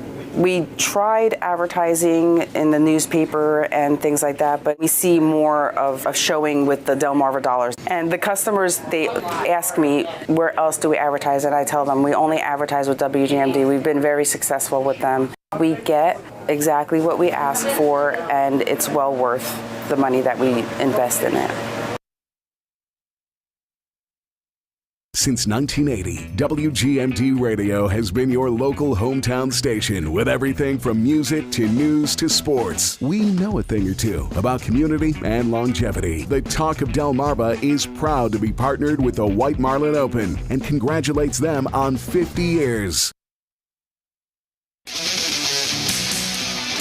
Welcome back to Tipping the Scales of Justice. Julianne Murray live in studio. Phone numbers 302-945-9292 or 800-518-9292. You can go online to industrynewsonline.com, see my smiling face, and submit an electronic question. Let's go to the phone lines. Caller, what's your name and where are you calling from?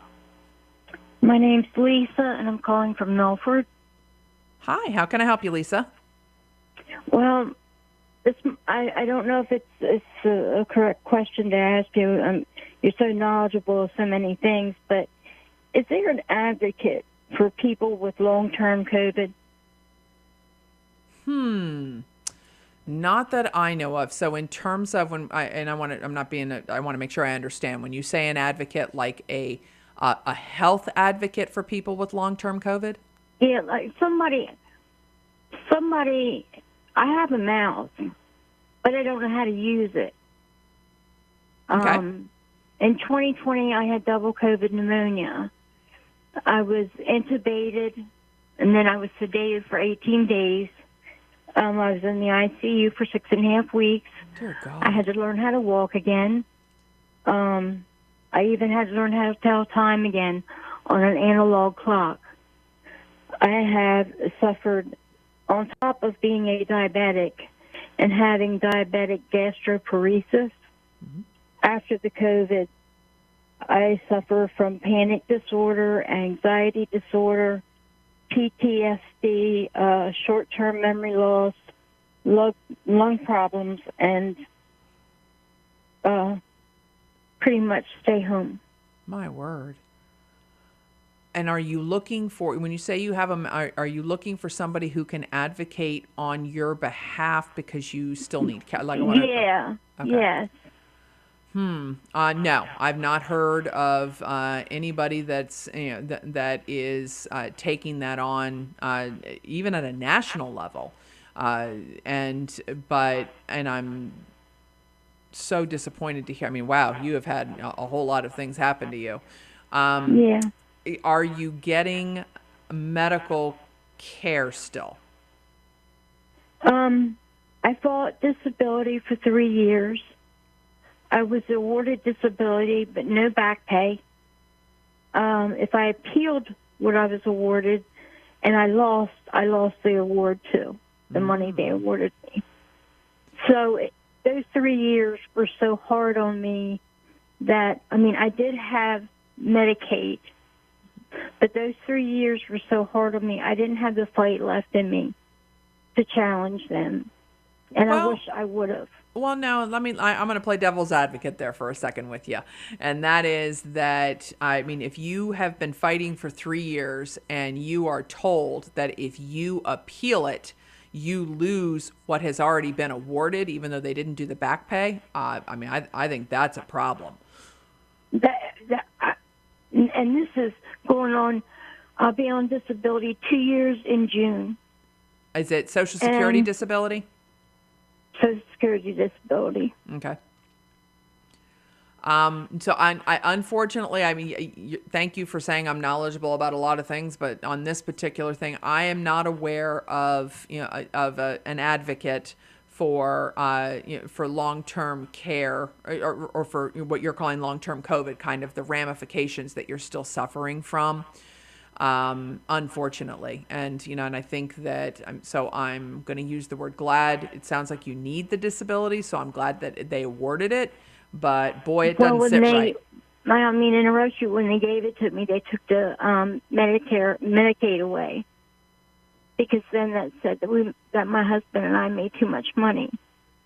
Wow. So now I'm paying an astronomical amount for health insurance, of course, just like everybody else, Yeah. But I'm surprised that there's not somebody out there, because I have talked to so many people who are going through, it's not all of what I'm going through, a lot of it. And it's very disappointing, because I hear you. Do you do anything now. on social media? What's that? Do you do anything on social media, or are you on social media at all? No, I get on Facebook every once in a while. Because a lot of groups form that way, believe it or not. I mean, so you may, you say you have a voice, you're just not quite sure how to use it, and you're limited in what you can do. But, I mean, there are support groups, there are advocate groups that form on Facebook. And so it may be worth basically doing a shout out and asking people to amplify it to their, share it with their audiences, and you form that group. And that would be where I would go. Okay. Okay. All right. Well, I appreciate your help. Well, and I'm sorry to hear that, what you have been through. Well, like I said, I'm functionable, but I'm ruined. So I'm 56 years old, and this was 4 years ago. Oh, so sorry to hear that. Yeah. Wow. Yeah. But no, very I sorry really to hear do it. appreciate you. Thank you Not a very problem. much. All right. Thank you for the call, Lisa. Bye-bye. Bye-bye. Take care. Let's see. I've got a couple comments here. Just for your information, my concealed carry permit has my mailing address on it. Okay. I remember at one point having a show where I wasn't sure, and I didn't look at mine, but yep, it does have your address on it. And my friend in Australia said, "How are you? Can you come here to Australia and help? We sure need it." Here's it was a snippet of their new prime minister, what he thought of Trump before he won, and then Trump scares the you-know-what out of people. So yeah, one of the things that's interesting is that we have the world stage, watching the world stage kind of reset very quickly with Trump as the president-elect. And so two things that have been interesting in the last week are, well, three. Number one is how quickly the cabinet's moving. Number two is the resetting of world powers. I mean, when President Xi from China is speaking to President Trump on election night, when Hamas the day after says, yeah, we're about done with this, when Russia's willing to talk peace. I mean, like all of these pieces that have moved just at the prospect that Trump's taking office in January is amazing. Watching what's happening in the markets, but also what's happening with everyday Americans who are now, unlike 2016, kind of going, yeah, I voted for Trump, or now screaming at the top of their lungs they voted for Trump, and that they are loving to seeing what's happening, and the freak out that is happening on some of these channels. So MSNBC is in the tank, going up on the market for sale, by the way. I wouldn't give Joy Reid a job for any, or Morning Joe for any money in the world, but I'm sure they'll land somewhere. The people's eyes have been opened, and I have all the confidence in the world that Trump knows the mandate, knows what has to happen and that he has to hit the ground running. We as Republicans have to focus on in Delaware, we have to focus on getting people to register as Republican. We had a lot of people who thought they were registered and weren't because of automatic voter registration. They didn't complete the process or something happened there. So we've got to do a campaign to get people to check their registration, make sure you're registered, and get people to move. But nationally, we have to be thinking about the House seats and keeping that majority in 26. So Trump realizes he has 2 years to, because potentially that could shift in 26. So, a lot, the reason they're moving at the speed that they are is because they have to. And they also want to send a message. They openly, and when I say they, people in the Trump orbit openly say that in 2016 they just weren't ready. It was, and this time around, I heard somebody last night say that there's been a pause for the past 4 years, but they didn't waste that time. They've used it to kind of be thinking about what some of these cabinet positions are going to be, things that they're going to get rid of, what those executive orders are going to look like. So we have hope on the horizon, and I really do think that when President Trump talks about a golden age that is coming, Americanism and being proud of being an American is going to be back in swing, which is great. One last thing before phone numbers 302-945-9292 or 800-518-9292. You can also go online to industrynewsonline.com and submit questions digitally. I do know I've received a lot of questions about inauguration tickets. Do not have that yet. The RNC openly told us they did nothing to plan for the inauguration because they were superstitious and didn't want to talk inauguration until after President Trump won. So he named the two co-chairs of the inaugural committee last week, end of last week. So they're getting the legal entity formed. And we'll have more information and I'll get that out. You're listening to 92.7 and 98.5, and that is the talk of Delmarva.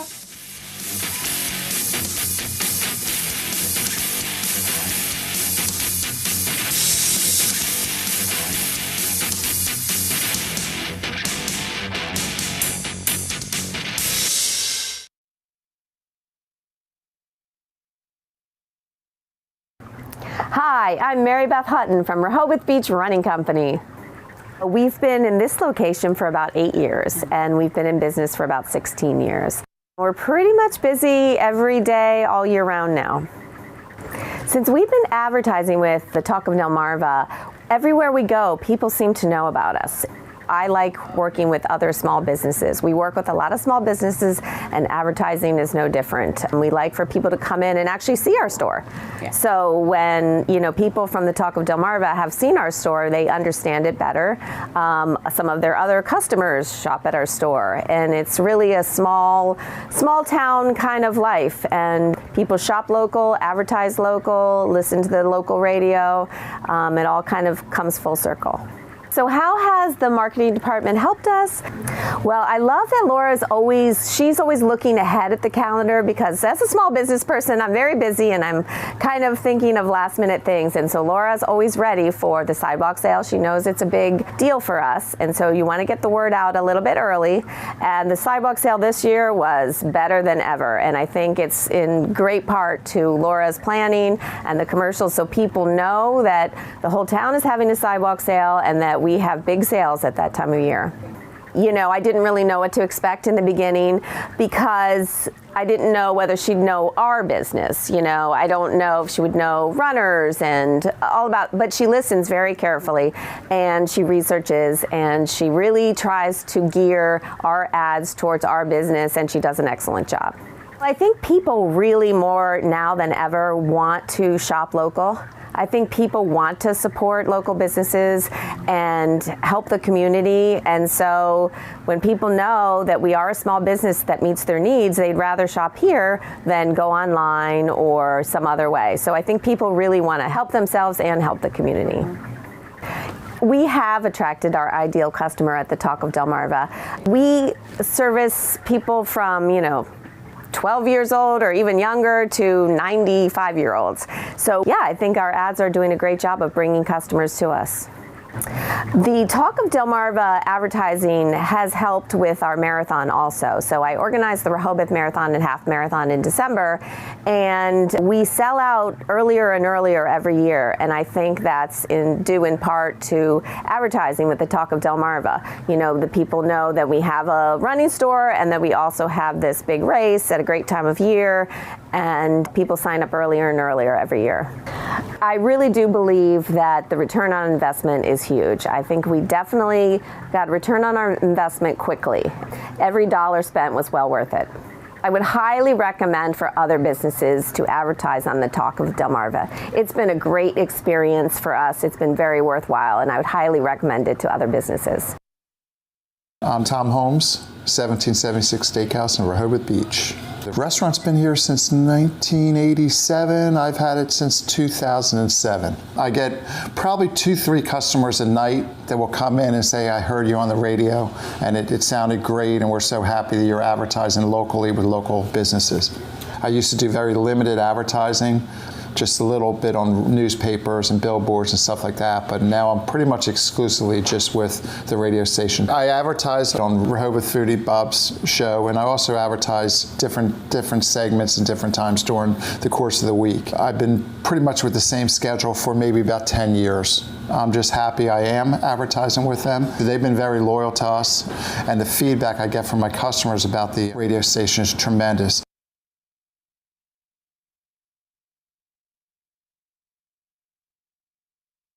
For more information, go to the Community Outreach under the Extras tab at thetalkofdelmarva.com.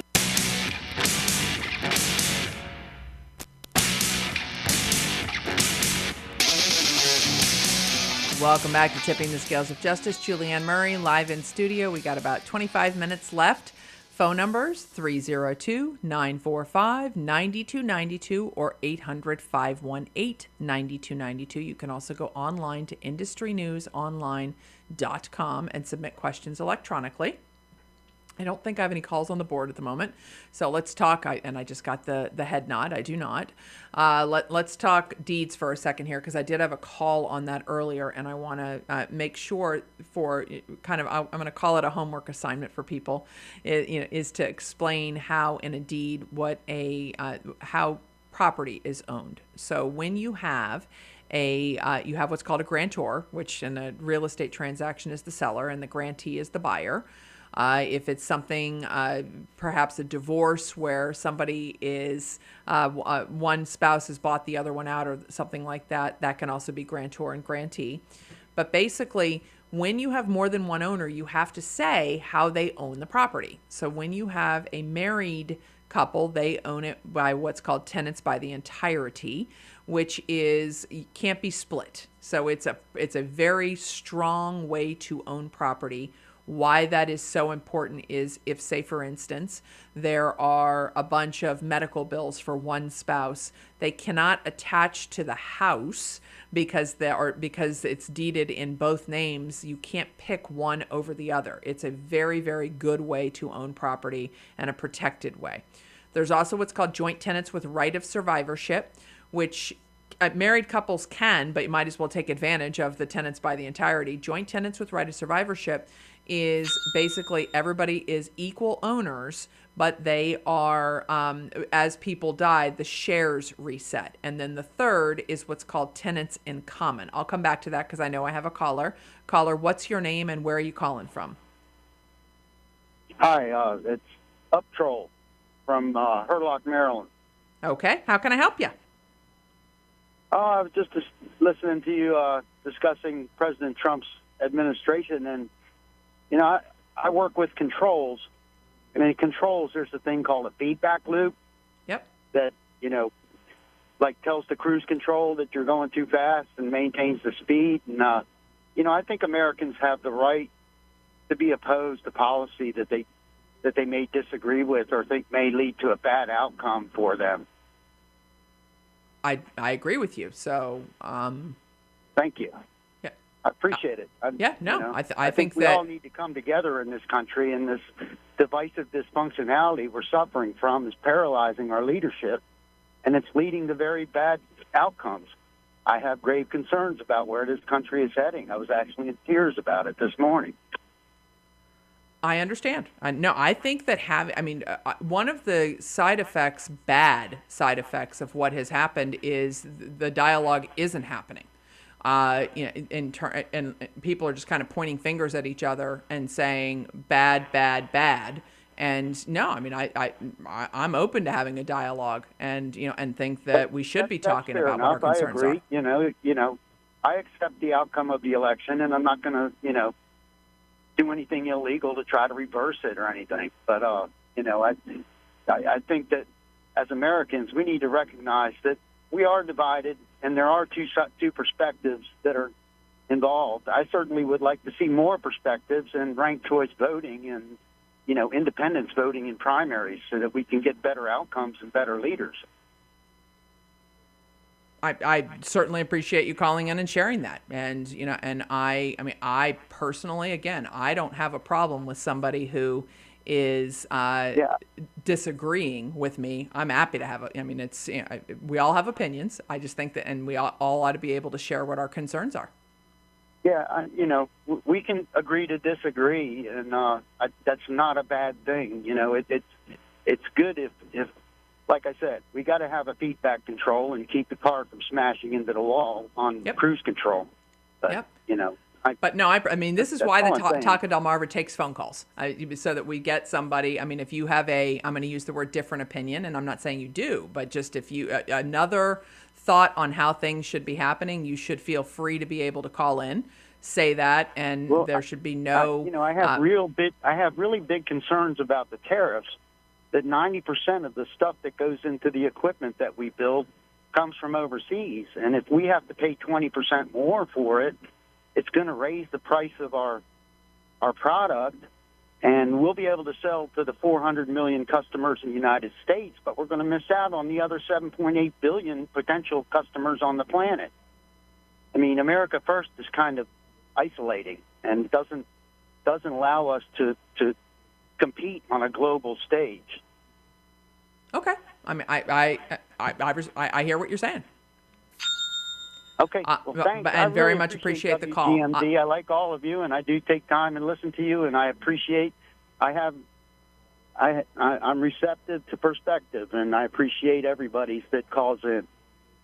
And you should be appreciated for what you're doing. It is absolutely good to have a different thought on it. So I very much appreciate the call.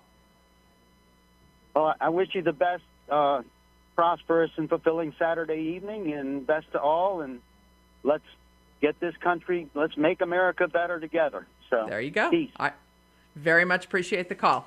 Okay, let's keep rolling. I got another phone call. Caller, what's your name and where are you calling from? Hey, I'm Dean. I'm riding around over here in Milton, Delaware today. How's Milton? Yeah, actually, I was calling on. I couldn't be more appreciative that Donald Trump won as well, such as the gentleman prior to my call, because he's talking about all these tariffs and all that, how horrible that's going to be. Maybe it'll bring some of that work back to this country. I think that's the whole idea of it. These people, we're going to pull this out and go here and pull this out and go there. Right. I think it's time for some of this work to return to our country. We used to be a nation that built stuff, and now we're just a nation of consumers. Agreed. And it's time, we start, manufacturing again. I agree. Well, and I mean, I think that one of the things, and it's many times, particularly by the left, Trump is characterized as impulsive and not thinking things through, and that I think nothing could be further from the truth. Absolutely. I made a comment the other day about 4-dimensional chess, and then saw it on one of the tickers. I mean, he is way thinking through what what happens here. And in terms of tariffs, I certainly understand, the prior caller being concerned about it, but I also understand that we have to weigh the interests within the United States and what's happening here. And I agree with you. We've lost our ability to manufacture, and there's just not, we are consumers. So And it's not uncommon. I mean, I didn't get a chance to tell him, but I mean, in my own family. So my dad, who was or is, he's still alive, a Reagan Republican, and absolutely cannot stand Donald Trump. And we just cannot see eye to eye on Trump and whether Trump is good or bad for the country. But at the same time, got a text message that said, your guy won and won big. Yeah, he did. And and so I think that instead of, and there are people that are doing this, not everybody, but instead of the Jimmy Kimmels of the world calling us all stupid, perhaps they should open their eyes and see why so many groups, quote unquote, crossed over and voted for Donald Trump instead of for Kamala Harris. It's, this is in terms of resetting the political landscape. This election is going to be studied for years in terms of why it went the way that it did, and the genuineness of Donald Trump won over a whole lot of people, and the fakeness of Kamala Harris lost a lot of people. So I think that, we certainly are on the right track by the fact that election came out the way that it did. But I certainly expect resistance, and it's not going to be easy. Nothing ever is. And the first one through the wall always gets bloody. So the people who are signing up for his administration all have to be warriors on some level, because it's, there's absolutely going to be blowback. Okay, I don't know if I guess the caller. All right, let's do this. We've got about 20 minutes, about 15 minutes left.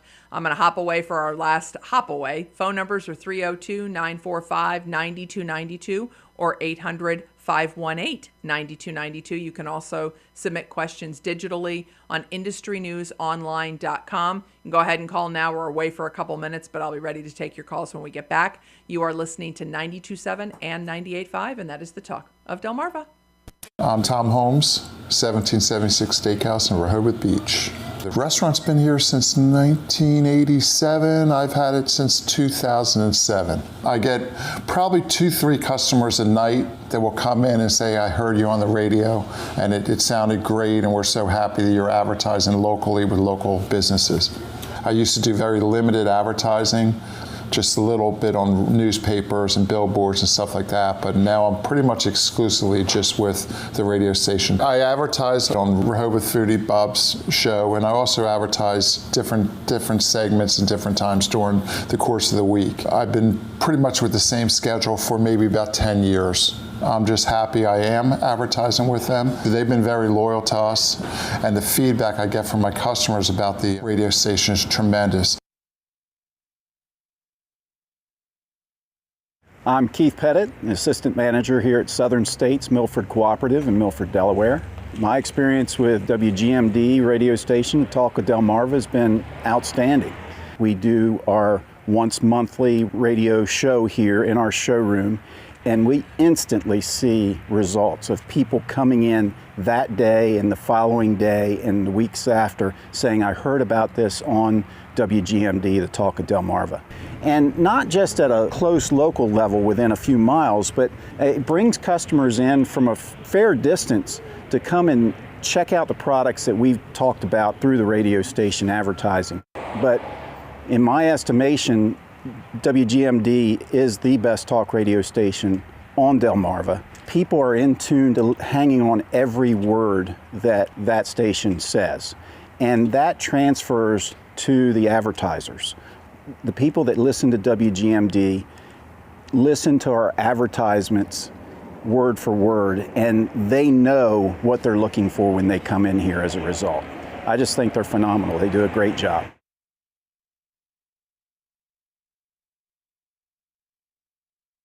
My name is Karen. My husband and I own Captain's Pizza.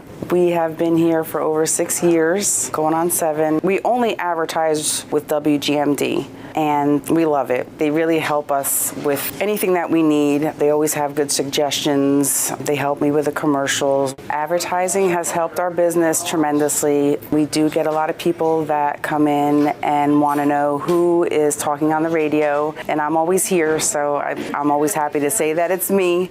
We participate with Delmarva Dollars.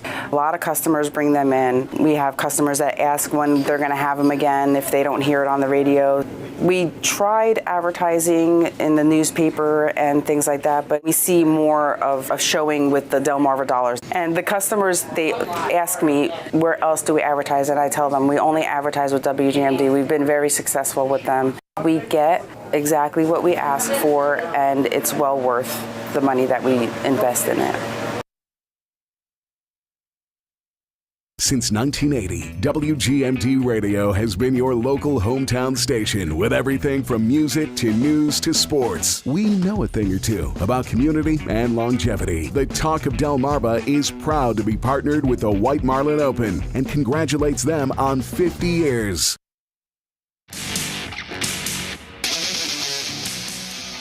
Welcome back to Tipping the Scales of Justice. Julianne Murray live in studio. We got about 12 minutes to go. Phone numbers 302-945-9292 or 800-518-9292. You can go on to Industry News Online and submit questions digitally. Let's go to the phone lines.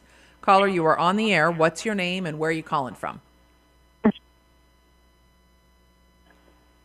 I lost you, so let's try it again. Is that me? All right, now it's you. So what's your name? Okay. Faye from Rehoboth. Okay. Okay. I got a bill from a lawyer in Texas, and it says that I owed a toll fee, and it was in November 14th, 2019. And Plaza Lane location, Plaza 056. Do you need the violation number? I don't. Okay. Well, anyway, it goes up, but it's in 2019. I don't even know where this place is. And it's $87.50. Yep. It's a firm that has been hired by DelDOT, and they are they've gone back in time to fines that were unpaid for some reason. So not knowing which plaza it is, normal. I think that Route 1 could have been where the toll was, but you are allowed when you get a bill like this to go back to them and say, prove it. Like they need to provide you with the original notice that you got from DelDOT, telling you that you were that you hadn't paid a toll, and before you pay it, you do not have to just automatically pay it. You're allowed to. It's called dispute the debt. It's a pain. I will tell you, I actually got something similar. I knew you were going to tell me it was $87.50 when I. And right. It was from 2020, and when I ran, I heard you. But what I'm saying is, I've got one that's similar that goes back pretty far. And in my case, there were a ton. When I was running for governor, I had so many of these things. Even though I had an easy pass, it didn't always read it. I appealed them. I missed one, didn't appeal it, and that's the one that I got this bill for. So I certainly understand. But if you do not believe you owe it, you reach out to them and you tell them that they need to give you proof of the original infraction where the toll wasn't paid, so that you can, because on those original notices you can actually see your car. There's a picture of your car, and make sure it's you. I called even DelDOT, and they don't have. They have the license tag that I had on my previous car that I have now, and they didn't have a picture of my car. So they just had the tag, but not the picture? And I never, what was I going to say? I never received anything from DelDOT. This is the first I've known of it. And 2019, I don't even know where I was. I hear you. I mean, I don't. I mean, at this time, I mean, it's far enough removed that I'm not even sure that the law firm can collect on this. But I would, and I'm surprised that DelDOT even talked to you, because once they send it to somebody else, the other place should be giving you that information. I mean, if you want to try contacting the law firm directly, because they're the ones that are giving you the notice. So I should ask the law firm to send a picture of my car. Yep, you should. Okay. Okay. Well, I called both, so it could be the law firm that said they didn't have a picture of my car. I don't know. I got you. Thank you very much. Yeah, and you're thanks welcome. for all you do. All right, not a problem. I'm going to get to another caller. Hang on. Thank you very much for the call. Caller, what's your name and where are you calling from? Hey, what's up? My name's Rick. I'm calling from Sussex County. How you doing? I'm doing well. What's up, Rick? I just got a question for you, regarding the state. So, I have a one-member LLC, and in the state of Delaware, there's a $300 a year transfer tax, or I can't remember what kind of tax it's called. I can't remember the name. It's a franchise tax. It's a franchise $300 tax. a year. Yes, it is. And if Due you in don't June. pay it in 2 weeks, it turns into $500, and then it grows from 18% from there. Yes, it does. Well, I reached out to the state, tried to give them the new address, and they tried to charge me to change my address. I said, I want to give you my new address so you can send me the bill, and so that they could basically get paid. And they refused to take the address, and of course I didn't get the notice in time, ended up in delinquents. Yep. And it turns out that I owe 3 years now because they would never let me get out of it. So, 3 years of what would be $300 a year, it's $900. Now it's up to $7,000. And I don't know if it's a smarter idea to just dissolve my LLC, start another one for $80, or, get somebody to maybe work with me about mitigating some of these, astronomical fees. Okay. Couple of things on this. And it depends on how involved your LLC. So if you have bank accounts and things like that you would have to redo if you got a new LLC, depends how much you have named and involved in the LLC. I do understand about the fees going up. We'll talk about that in a second. I'm surprised about the $7,000 though. I've seen them at multiple years with fines at $2,500. $7,000's a heck of a lot for 3 years. The reason they wouldn't change your address, I'm guessing, is because you are your own registered agent. Probably. Correct. Meaning, and so it's not that they're charging you to change your address. They're charging you to change the address of your registered agent. It's just another way to squeeze bucks out of people, and boy, does it annoy the you-know-what out of me. There is a way to, just for future reference, if you don't get the actual invoice, that you can go online to do it, because it's always due on June 1st. But there is no charge, quote unquote, for dissolving. If you just don't pay your franchise fee, it will eventually they will just nullify it, and it'll drop off of the records. So you could just ignore this, form a new LLC, and move on. Where this will come into play is if you try to do any borrowing with the LLC, the lender wants a certificate of good standing, and then you have to reinstate this LLC and pay that money. So as long as it's a single member LLC and you are not doing something from from a borrowing standpoint or something where you have to have that certificate of good standing, it's not the end of the world. But if you want to make sure that you are quote unquote in good standing, you're not on the wrong path, that it may be easier to just form a different one, because it is outrageous. I know exactly what you're talking about the $300, and then it is pretty quick that it becomes $500, and then each year it adds up. But $7,000's a heck of a lot, and unless you have a whole lot wrapped into that LLC, I wouldn't pay that. Yeah, I think I'm just going to, pull the money out, start a new LLC for $80. I was wondering I know it's an LLC, and some people think that, you're invincible when you have an LLC, that it protects you personally. I've seen cases where sometimes it doesn't, depending on a judge's ruling.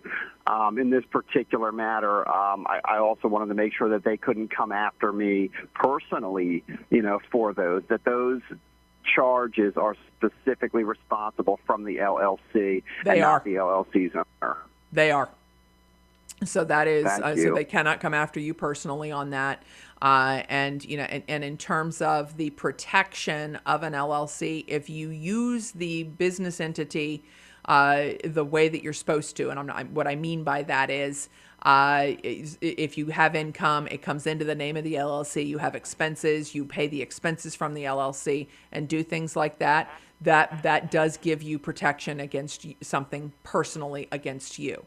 Where that corporate veil gets pierced sometimes is when people really don't use it. They've got it out there, but they're having, so you have it on a rental property, but you're bringing your rental income into your personal account. You're not using that LLC as the entity that it's supposed to be, or you engage in something what's called bad faith.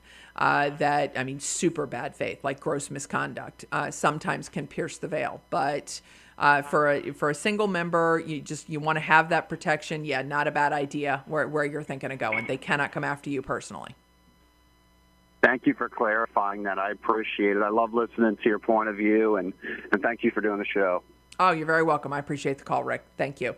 I have a note have a good here. Day today. You too. Thank you so much. I have a note here. Do inks have the same tax? It's not $300. It's $175 is normally the base, and it is due March 1. So with a corporation, you have to file an annual report which identifies who your board of directors are. You have to pay the $175, same thing. And interestingly, on the corporations, they don't even do a paper voucher like they do for the LLCs. The LLCs come on this green piece of paper that's about a third of the size of an 8.5 by 11.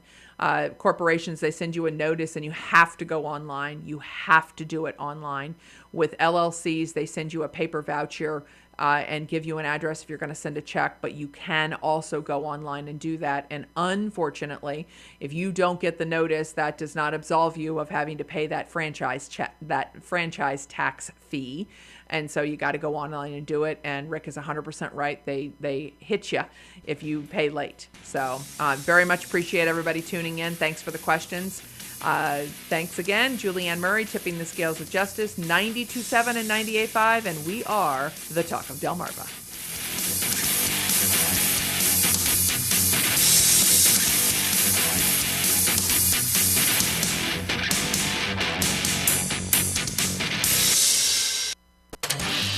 .927 WGMD Rehoboth Beach.